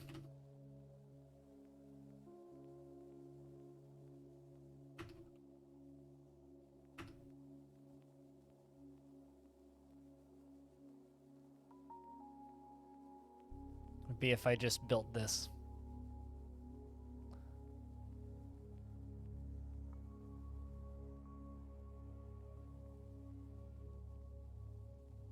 What if you put them...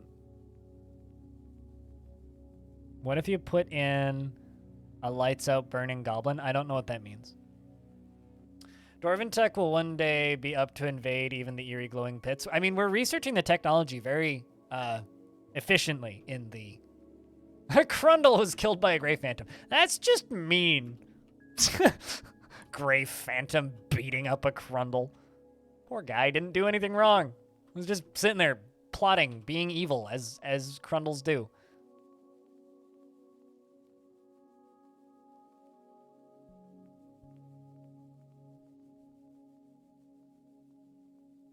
So many items just being put away in stockpiles, mostly bodies. I'm actually kind of curious about how full the stockpile looks at this point.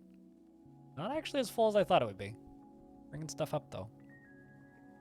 The last time I did this, I was able to make demon soap, which, by the way, I'm pretty impressed by. Okay, it kind of seems like the initial wave is done. If that's the case, I can disable parts of my military, so...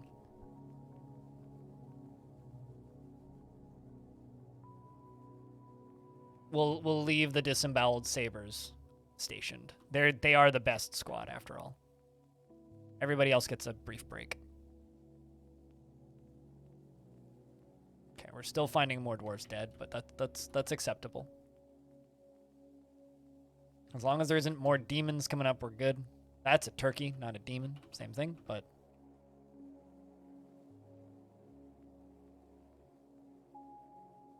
Oh shit, there's more coming up.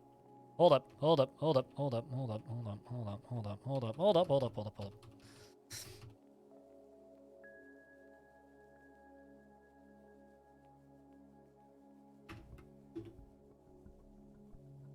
Seems to just be the wraiths of snow. I got a military dwarf here who's very hungry. Seems to take out one immediately. Maybe two even.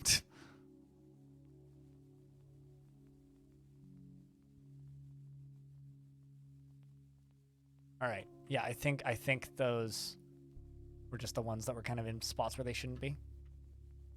There's still this steam hunt. Is about to show up in a problematic spot. Turkey, very similar to demons, generally served for Thanksgiving.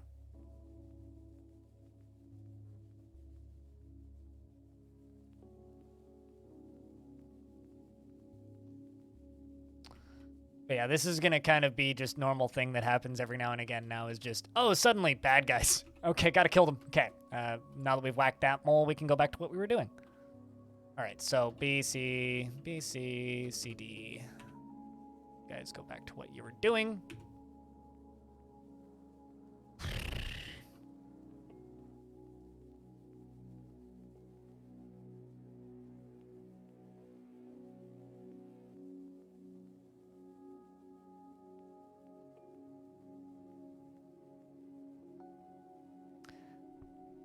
That's not something you can do, Diamond. I'm just going to be honest, because moving them stops them from burning. So, I have no idea. They would disappear like anything else.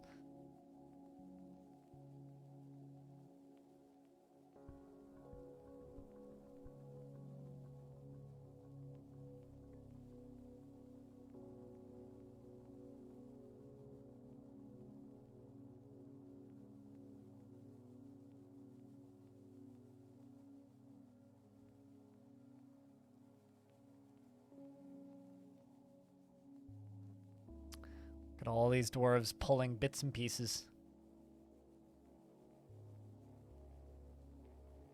Bits and pieces.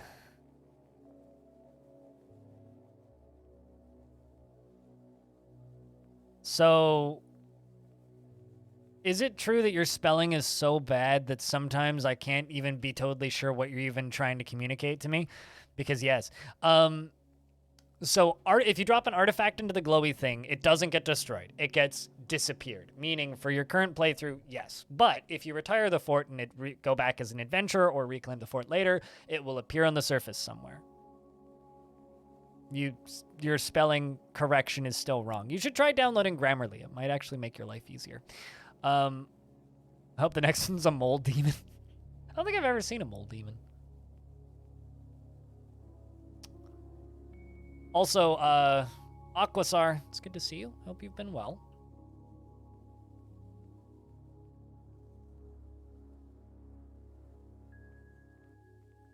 And I guess there's just this one in this cavern layer, just murdering all these poor little crundles that did nothing to deserve this kind of violence.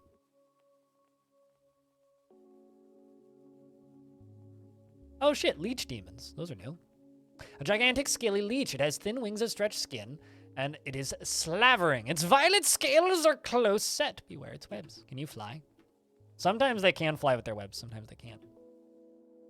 Usually the ones that can't fly just kind of stay down here, and those are the ones you need to deal with in the second wave. Also, we have a ghost. Who's surprised? Chad, who's surprised by this spooky ghost? Because I'm not.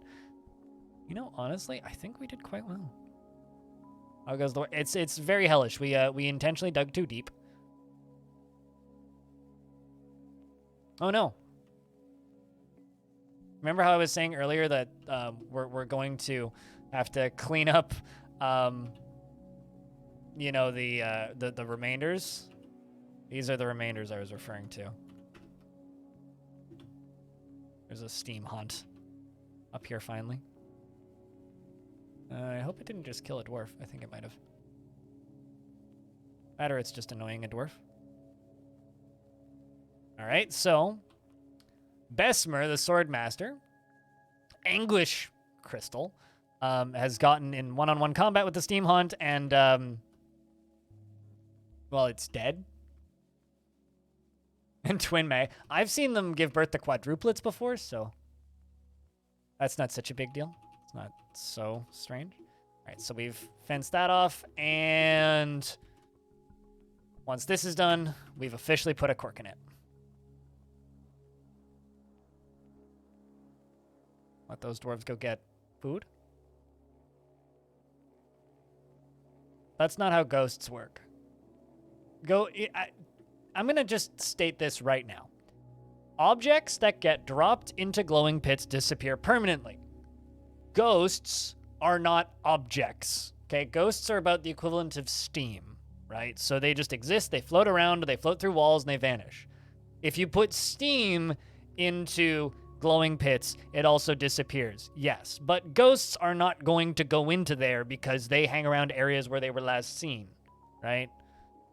I can't answer unanswerable questions. Stop asking questions like that. Sheesh.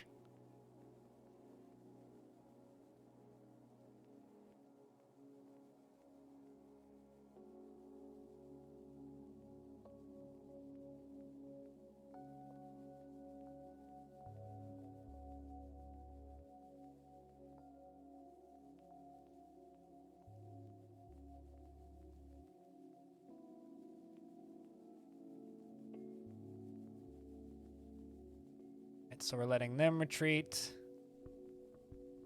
Why do we need Tarn? Some things like genuinely don't matter. If you drop objects into the glowy pits, they disappear. It's literally that simple.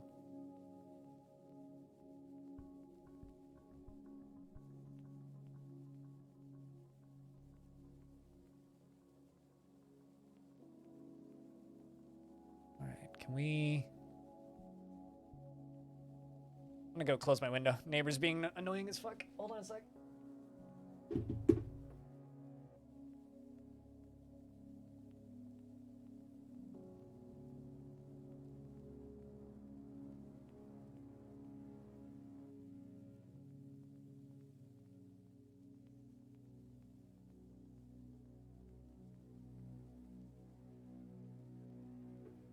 Just tired of hearing the music more than anything.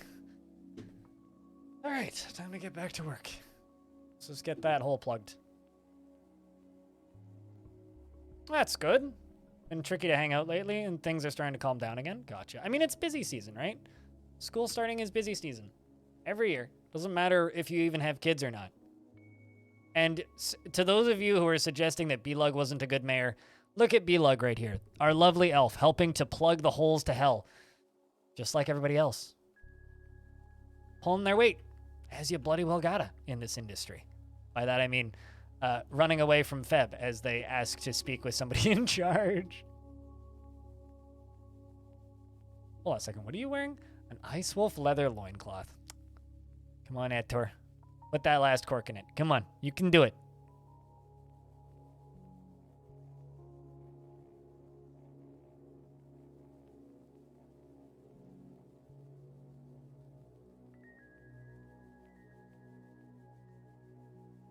Put a cork in it.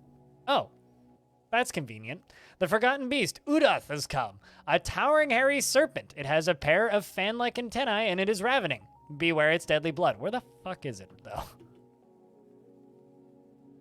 I don't even know what layer this is. Not one that has access to my fort, so that's fine. It can go do whatever it wants. Okay. So chat, I think we've sealed off hell. So now we've achieved our goal. We have access to hell and we've sealed it off. So now you know what we can do? Begin prepping the big stabby murder sesh.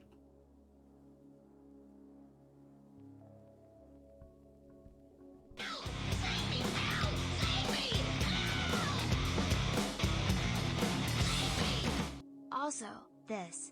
My sub is now old enough to drink in most places. I love how, like, just the way subs work is just, like, a month is a year. Like, we just decided this decades ago. It's like 9 months, 12 months is 12 years. 72 months is 72 years. It's just crazy. But thank you very much for the 21,000 months and for keeping that sub alive at tier 2. You're very kind, Aqua. So, now that we've dug too deeply, we're going to start building a very long tunnel. That's what we're going to start building.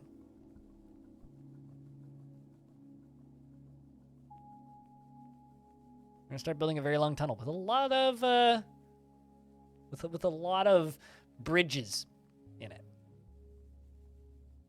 And we're going to mash a lot of demons. Before we do that, we've got to go down to here and memorialize some of the dead. Dwarf Fortress. So, heads up to anybody coming in from Canadian Pagan Stream. This is spoilerific territory right now. I don't generally care, but if you are concerned about very messy late game spoilers for Dwarf Fortress, we're in the middle of that. Because we've, as they say, dug too deep. There is currently very few on screen, but a path to the underworld down here. And we just won a fight against a wall of demons, and we got to unironically say, "You shall not pass." And they didn't. So we're now prepping for phase 2 of actually properly fighting them. But Wasp, hello, it's good to see you. I like that read emote, by the way. Also, Kebel Trausig, hello, and Canadian Pagan, as well as everybody else coming in from the raid. Have I dug deep and greedy? Yes, we have in fact dug deep and greedy. If you guys don't know Canadian Pagan, they stream a variety of games and like to host this stream, which means you should go give them a follow. Here's lad. What were you guys up to today? Any major events happen?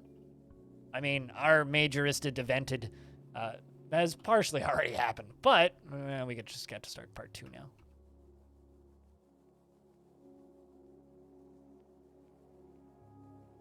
And Angel Manic as well. Hello. Hey, hi. Played some SnowRunner today. Gotcha. Lots of banter. Damn right. We just made an adamantine mug. Which I think is kind of awesome. Which is the most valuable artifact in this fort, I think.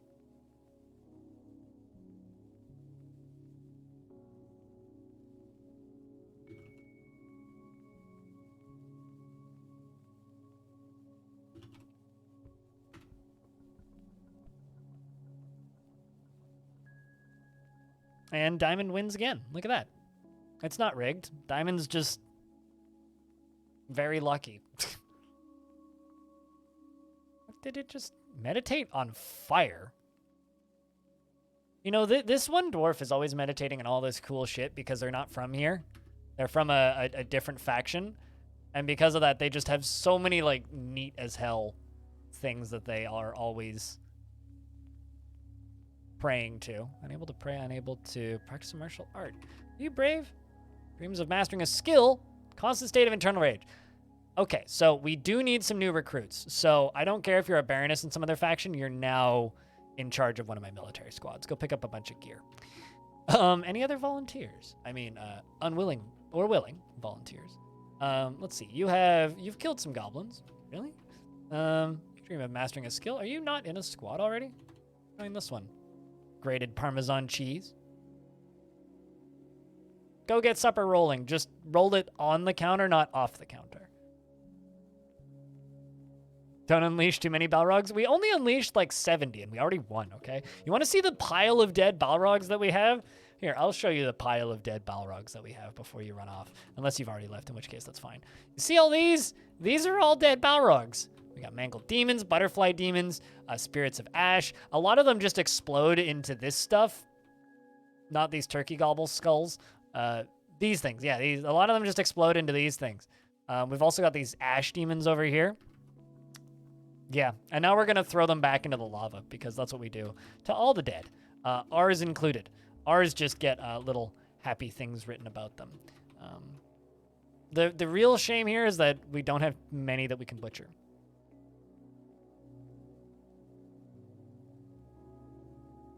Which is a real shame. Because I want to make them into lunches. But you have a good dinner. Or supper or evening or whatever. Whatever it happens to be. Just stretch. I'll do that this evening, I think.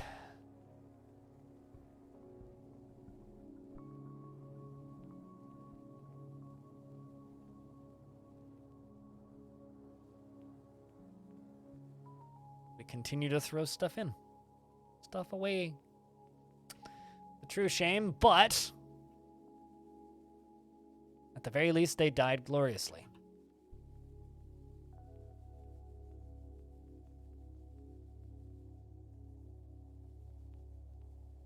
Let's place more slabs. Whoopsies, that is not what I wanted to do.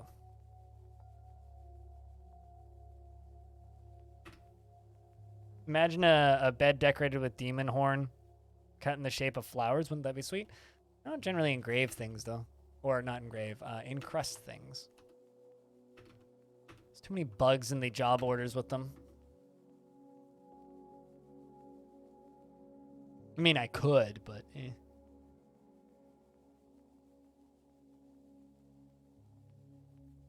I could, like, start queuing up bone crafts, but even then I'll just have a bunch of random bone crafts everywhere. I'd much rather just engrave the walls. If given an option. Make statues of the whole event. That's more my speed.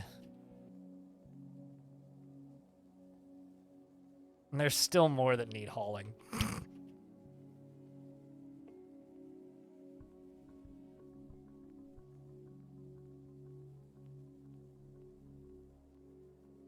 Fortunately, it seems like, because this is actually this spoilers. This is the second time I've dug too deeply in this world, so I had a pretty good idea that a lot of the flying demons in this world are not that scary. Shoot people with demon bones. I can tell you for a fact that's going to be less effective than you think it would be, because bone bolts are terrible. Especially in a world where we have like steel, iron, adamantine.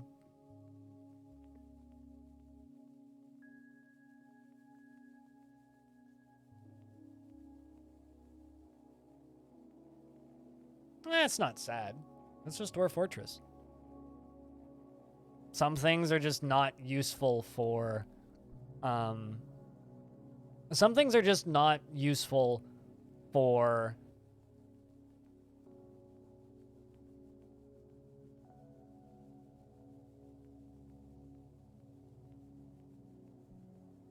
what you think they might be useful for. Yeah, that's the best way to put it. Some things are just not useful for what you think they might be useful for. Like demon bones make for great crafts, make for pretty awesome decorations for things, but you don't really want to go making weapons out of it unless it's for ceremonial purposes.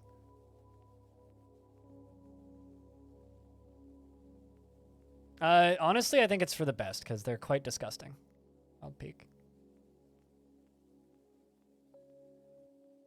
Like literally, it's why would you subject yourself to the worst possible flavor of chips?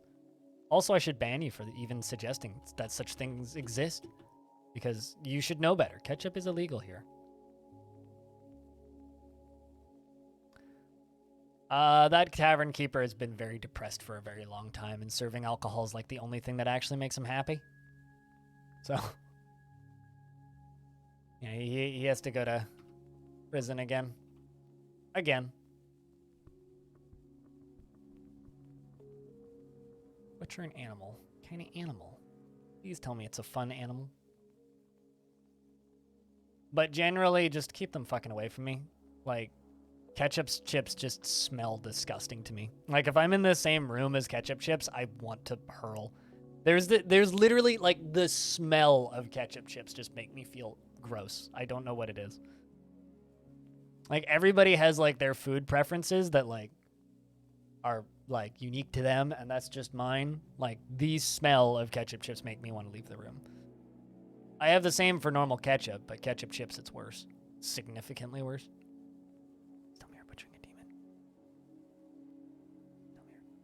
Please be the butterfly demons. What are you carrying?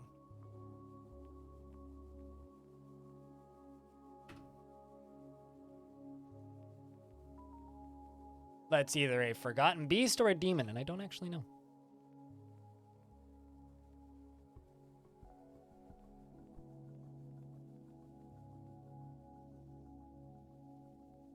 Now and in the future, was that like just a genuine statement, like you didn't know like my dislike for ketchup, or was that you like intentionally trolling and now thinking better of it? I'm just genuinely curious, Speak. It's not going to go on your record, I swear. Or at least not immediately. Okay, looks like we can in fact butcher slate gray devils. It's literally the only rule in my Discord rules, was that ketchup is illegal.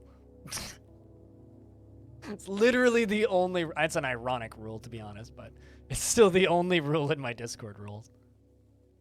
That's very funny.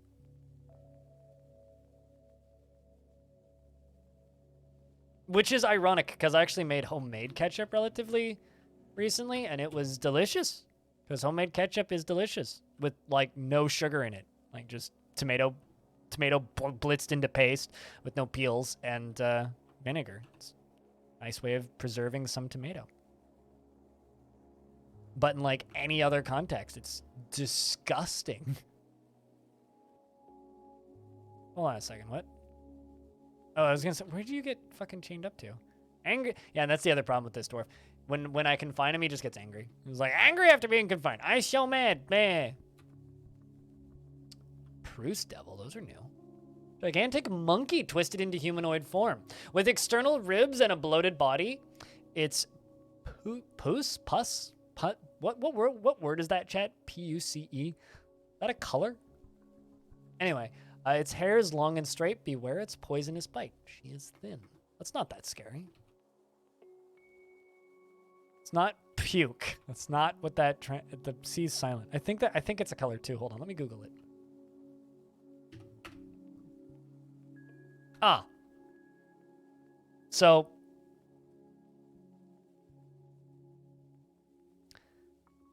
it's a color, but it's also the name of a really gross looking bug known as fleas. So it's a color, but it's also a flea. That's what the color looks like.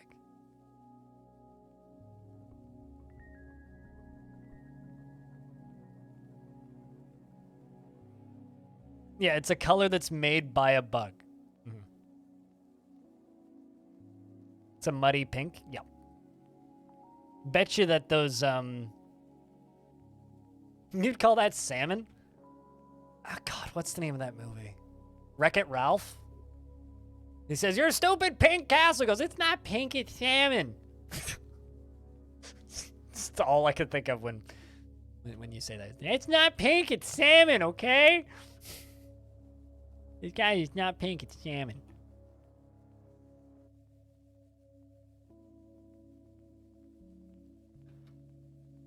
All right, well. Boy, oh boy, oh boy.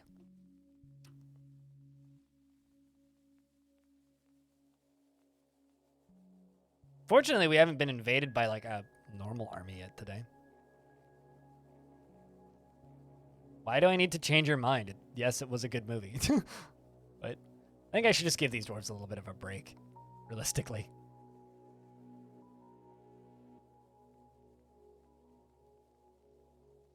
Let's just deal with corpses, put away bodies.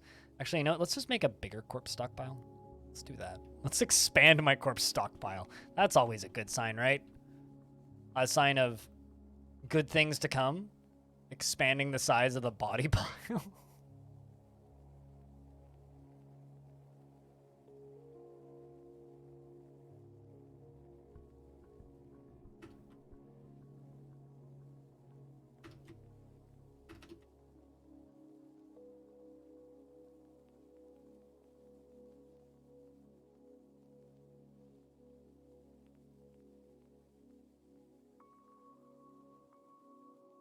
Whenever they finally find some free time, these lazy-ass dwarves. Or busy-ass dwarves, I guess. Really lazy, but they are definitely busy.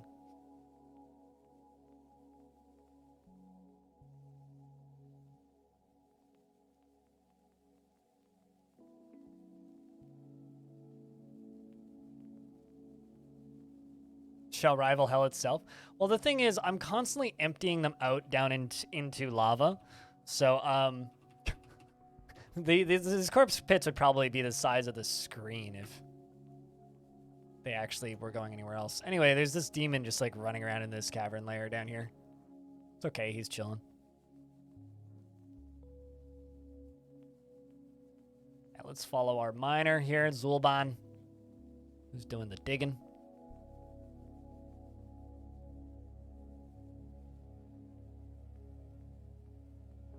Let's do another round of butchering.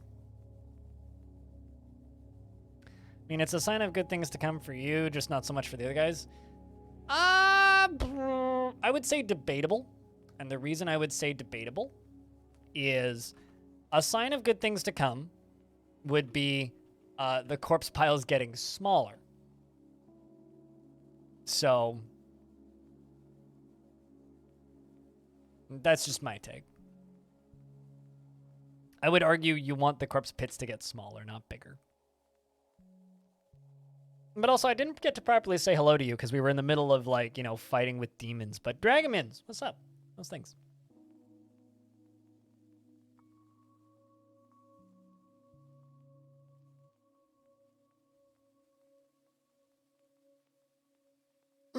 Boy, oh boy. Also, Walsp, since you came in from the raid, what was Canadian Pagan up to, if I can ask?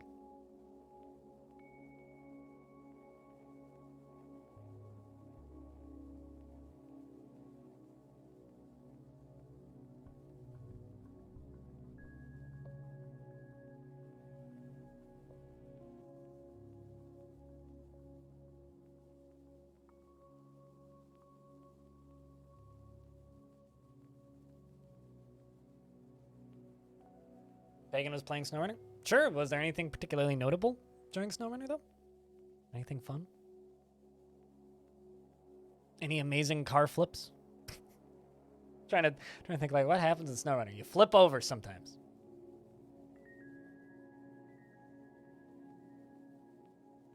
Also, I'm really starting to think that Kitfox is getting ready to release a actual release window, because Dwarf Fortress came out in 2006 and we're still working on the graphics, is one thing that they said. Earlier, like less than 24 hours ago. If you think about it, no game is really alive or dead. Just something to think about. I'm like, and then Dwarf Fortress 2020 question mark? I'm convinced that they're getting close to announcing thing. I'm convinced they're getting close.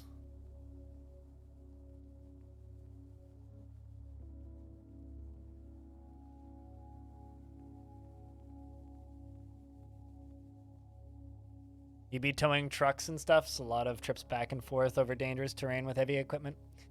You know, I still maintain, I know that a lot of people really love SnowRunner, but I'm convinced that it ruined the franchise. Like, I was such a big fan of the last, you know, 2 instances of the Spin Tires and Mud Runner games. I'm such a big fan of those 2 that them just filling it up with like kind of bullshit RPG mechanics just like made me so depressed.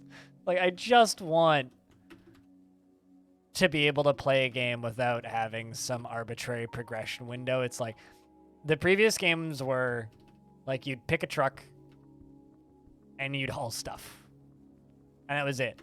And then like you had to unlock the cooler trucks, but the cooler trucks were just worse in most ways. And so it's like just having to like slowly level up my shit in that game is just dropping in for a moment. Forgot the monthly Twitch thing. Yeah, ain't that annoying that like you can't just tell it to auto renew on one channel with primes? I'd have a lot more subs if that was the case. Anyway, thanks for the 28 months. Welcome back, Epion. Cheers. Whenever you gotta vanish, I'm assuming. Everybody's mad at Twitch again. It's the usuals.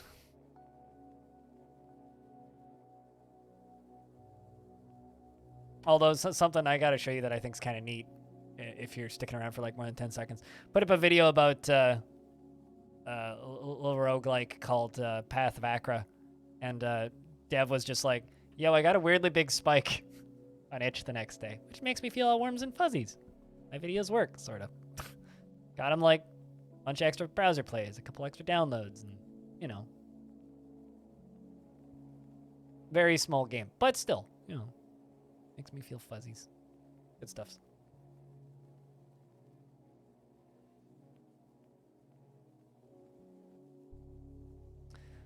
Also been looking at a game you were interested in buying sometime. I'm always looking at games that I'm interested in buying sometime. We just won a big fight against Hell.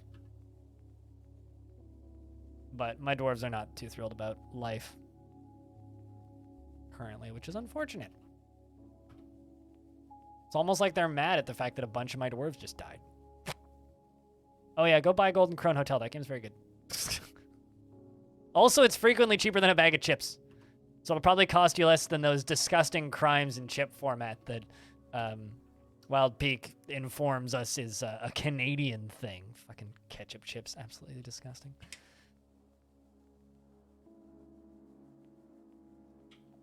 Honestly, Epion, you should play Zorbus. Pretty good.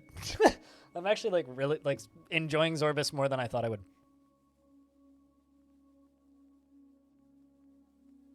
Like, a lot more. Got a lot of character.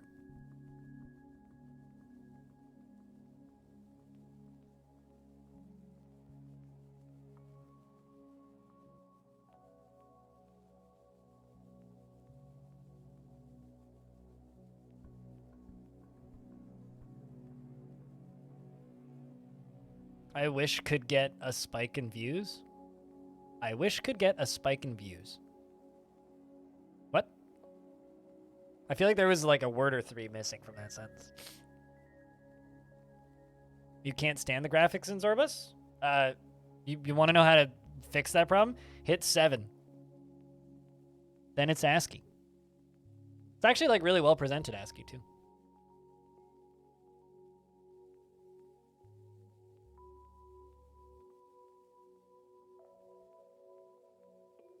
But, you know. That's fair. I think those sprites are ugly as shit, but, you know, I don't care. Generally. I don't care about what games look like.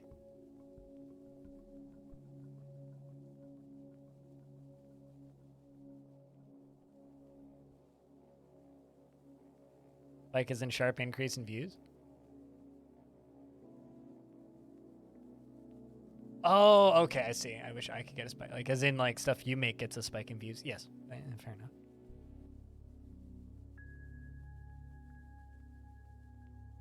Yeah, honestly, I'm shocked that Golden Krone Hotel doesn't get more press. But I think it's also because that game's not flashy. Games that aren't flashy don't get press, which blows.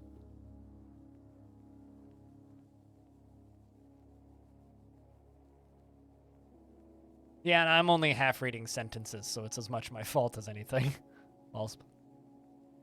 It's fine.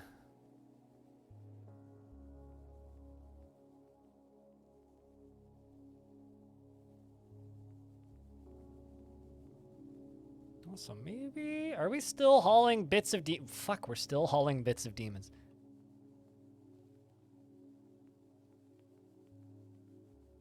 Is your case for it just being a great game is not enough reason to sell a game?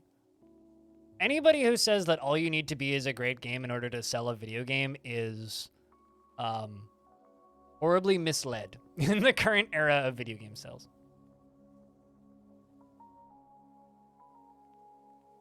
I mean, I don't even agree with that because fucking Fortnite is ugly as sin. It's got nothing to do with people being spoiled by next-gen game engines and games looking pretty. Like, the most played games in the world are currently, like, League of Legends, Dota, Valorant, Fortnite, PUBG Mobile, Garena, Free Fire, and those games are all ugly as shit. It's got nothing to do with games being pretty looking. Clash of Clans is still popular, yeah.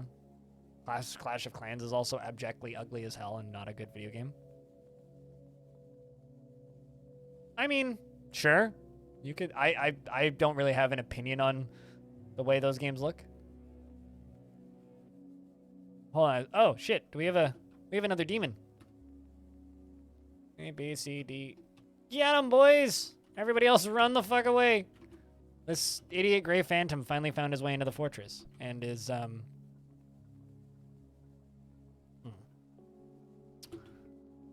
It looks like Syntactagon fired a bolt at it.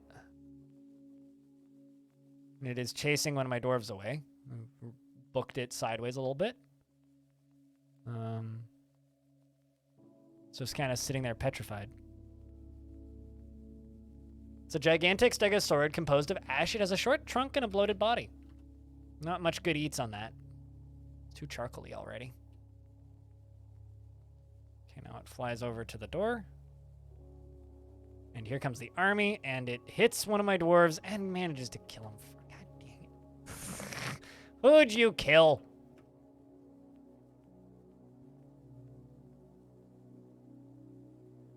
You got Harry! Killed Harry's gamer. God damn it.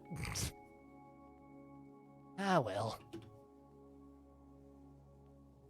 This is one of my better metalsmiths, too. Idiot. Yes, Wasp. Dwarf Fortress exists and is constantly reminded by to the public that it exists by the press.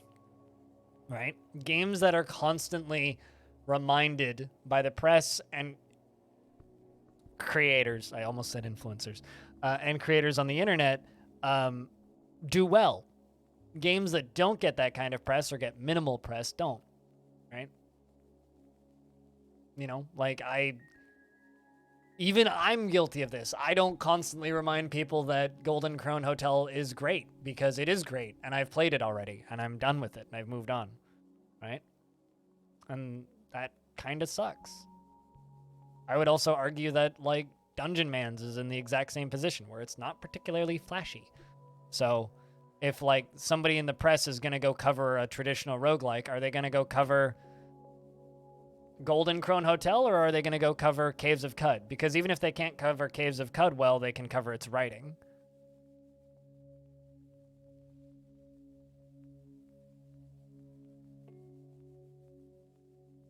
Is now dead? Yes, Harry is Gamer is now dead.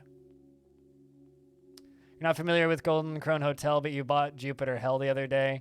I know you're going to play that new toy before looking into anything new. No, totally. Absolutely. I play new toys before looking into new toys. Besides, Epion, who's telling people to buy that game right now, should be very happy that you bought his video game. Although, I'll be honest, I'm a little bit shocked to see Jupiter Hell at 35% discount. That's a very deep discount for that game. So, anybody who's grabbed it has gotten a really good deal.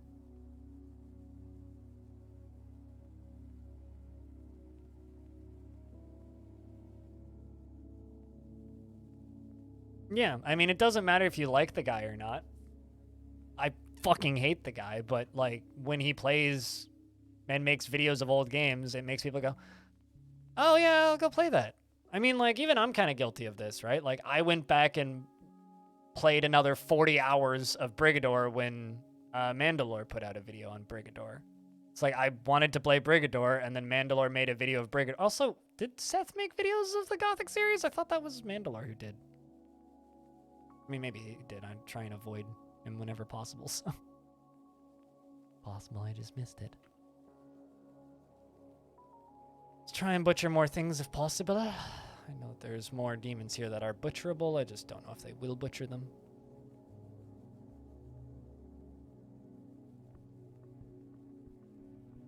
But no, I mean, if games don't get talked about, then nobody plays them. I'm pretty sure Mandalore is the one who covered that, but I'd appreciate it if you try and promote Seth less in my chat, because I really don't like the guy.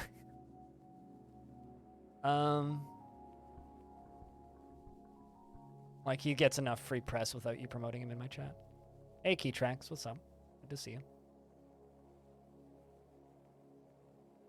But yes, I would say Harry is dead. Harry is, in fact, not a gamer. Unfortunate for Harry is gamer. Well, I think I might take an early lunch break, chat. I'm actually quite hungry, oddly enough.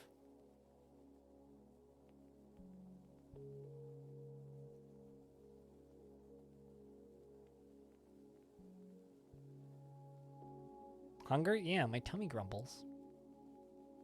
I think we'll finish up this corpse pile and then I'll go do lunch. Pits come full circle, do they now? Food is in fact good, yeah. Contrary to popular belief, food's good. I'm just impressed we were able to kill that many demons, though. We do need to pump up our thing. Yes, no, and your point is correct. I don't know. I'm just being an idiot. Don't mind me, Wasp.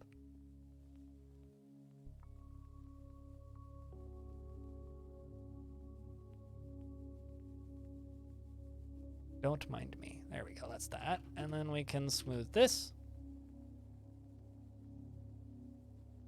Dimple cups isn't food, though. Can dwarves eat dimple cups? I thought they were just used in dye. What?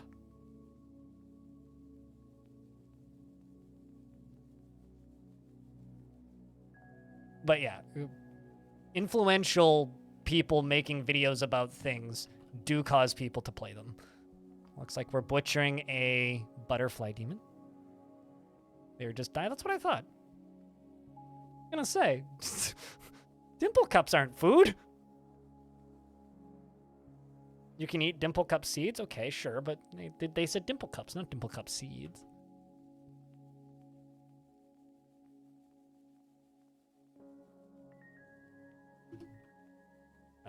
toss that dwarf body up.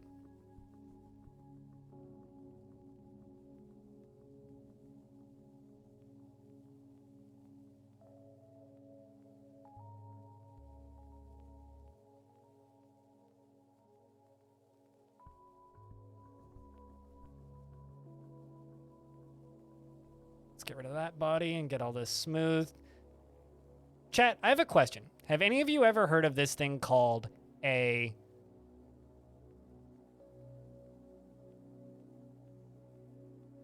Have any of you guys heard of a stove called a jet boil? It's a it's a backpacking stove that is powerful enough that you can boil water in -40. Right? That's the point. It's a very, very powerful camping stove. Okay. It's a very powerful lightweight camping stove. My friend bought one. And he just sent me a DM on Discord that says, "Holy fuck, the jet boil boils water fast." And I'm sitting here going, that's why it's called a jet boil. It's literally is a small jet engine. Who'd have thunk? I know, right?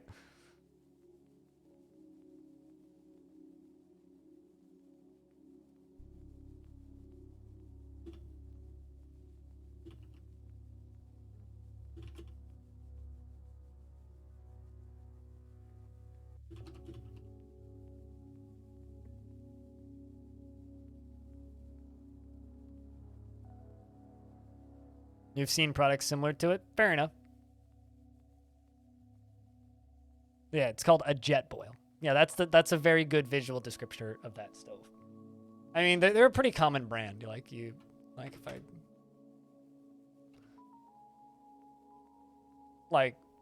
It's literally just like wrong thing. It's literally just like a fuel can with that you put like a pot on top of it and it just goes. That's quite literally a jet boil.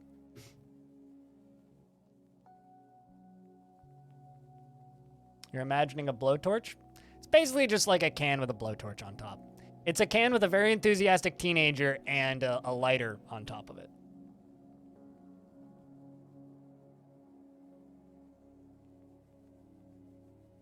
Looks like it's even for sale. Yeah, I mean, like they're a huge like brand. They're one of the biggest brands of like a backpack and camp stuff because it's like this big and you just like screw it on top of a little fuel can and it just goes. Psh.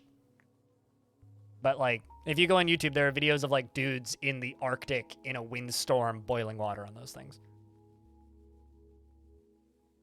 You used to sell those? Yeah, okay. Like I said, they're a very common brand. Anyway, a friend of mine bought one and he's shocked by how fast it's boiling water. And going on about hoping that he has enough fuel. And I'm just like, dude, like, you get what you pay for. You bought the fast power stove, and you're surprised that it's fast and powerful. Marines love them while out in the field. Not surprised. You want to boil water in like under a minute? They'll do that. The English need their tea. Yeah, naturally. Mm-hmm. We're gonna use them to. We're gonna use it to make oatmeal, and that's basically it.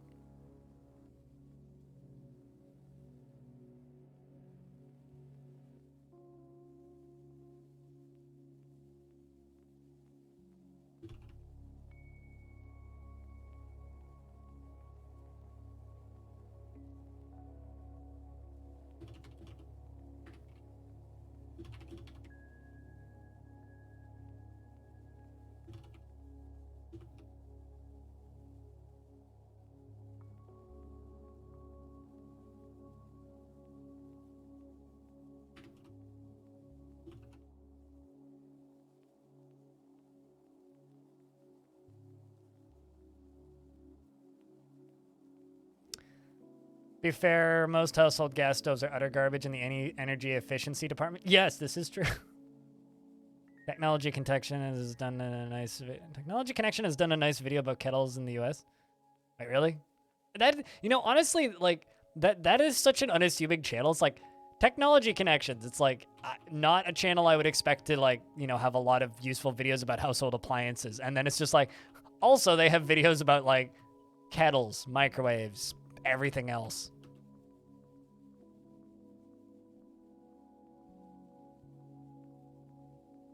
The dwarf is smoothing these walls, yes. We are smoothing walls, and we are also getting rid of all of these, like, boulders. Because who needs them? We're also melting metal objects still from the last army that sieged us. We got a lot to do. These dwarves are busy. Busy. Oh no, there's a depressed dwarf. But you are interested after learning about striking. Bitter upon wearing old clothing. Oh no, your loincloth is getting old. Well, that's your fault, not mine. Pablo, how do you feel about practicing martial art? And lonely after being unable to make romance. Very Pablo of you. Well, you want to practice some martial art? Go practice some martial art.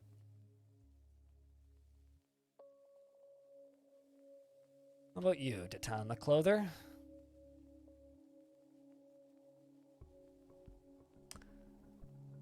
She's deliberately cruel to those unfortunate enough to be subject to her sadism and is impervious to the effects of stress.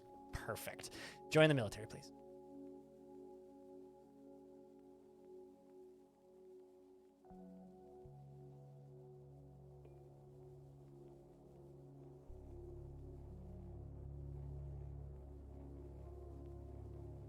So having something with decent enough engineering to get even a reasonable amount of energy to your limited camping burner cans is not exactly surprising. Yes, no, this is true.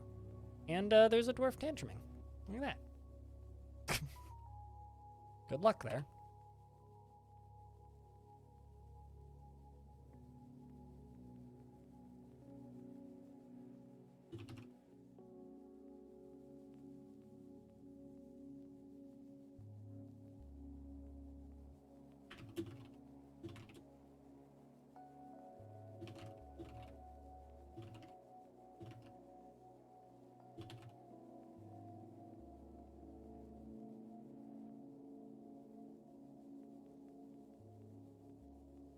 Her morals sounds perfect for military. Her morals are questionable enough. Yeah, I mean, that seems optimal for military. Uh-oh.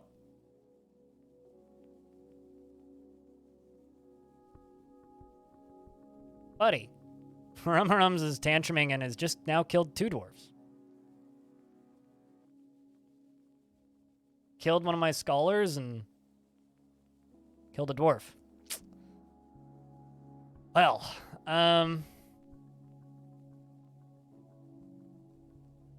hopefully we've got some crimes being reported.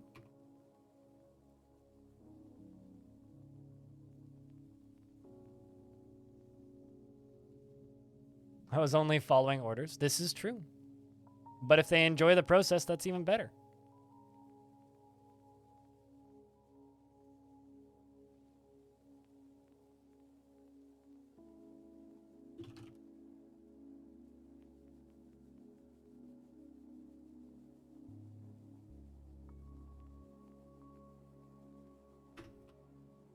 Counts of disorderly conduct, looks like.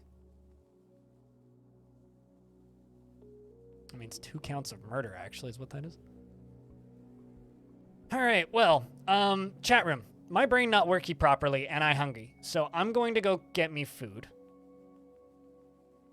As an elf, though, they're doing Urith's work. I don't tolerate that kind of shit, to be honest. They were a member of the fortress, so no. That was not Urith's work. They are a member of the fortress. They were one of us. That dwarf is going to be punished accordingly. Crime is crime against sentience. But I'm going to go get me food. So I'm going to give you guys some music to listen to for a moment, and then we're going to properly deal with that dwarf. And I'm getting 40 DMs a minute from my friend, which is quite frustrating, and part of the reason I'm going to go get food so I can tell him to shut up.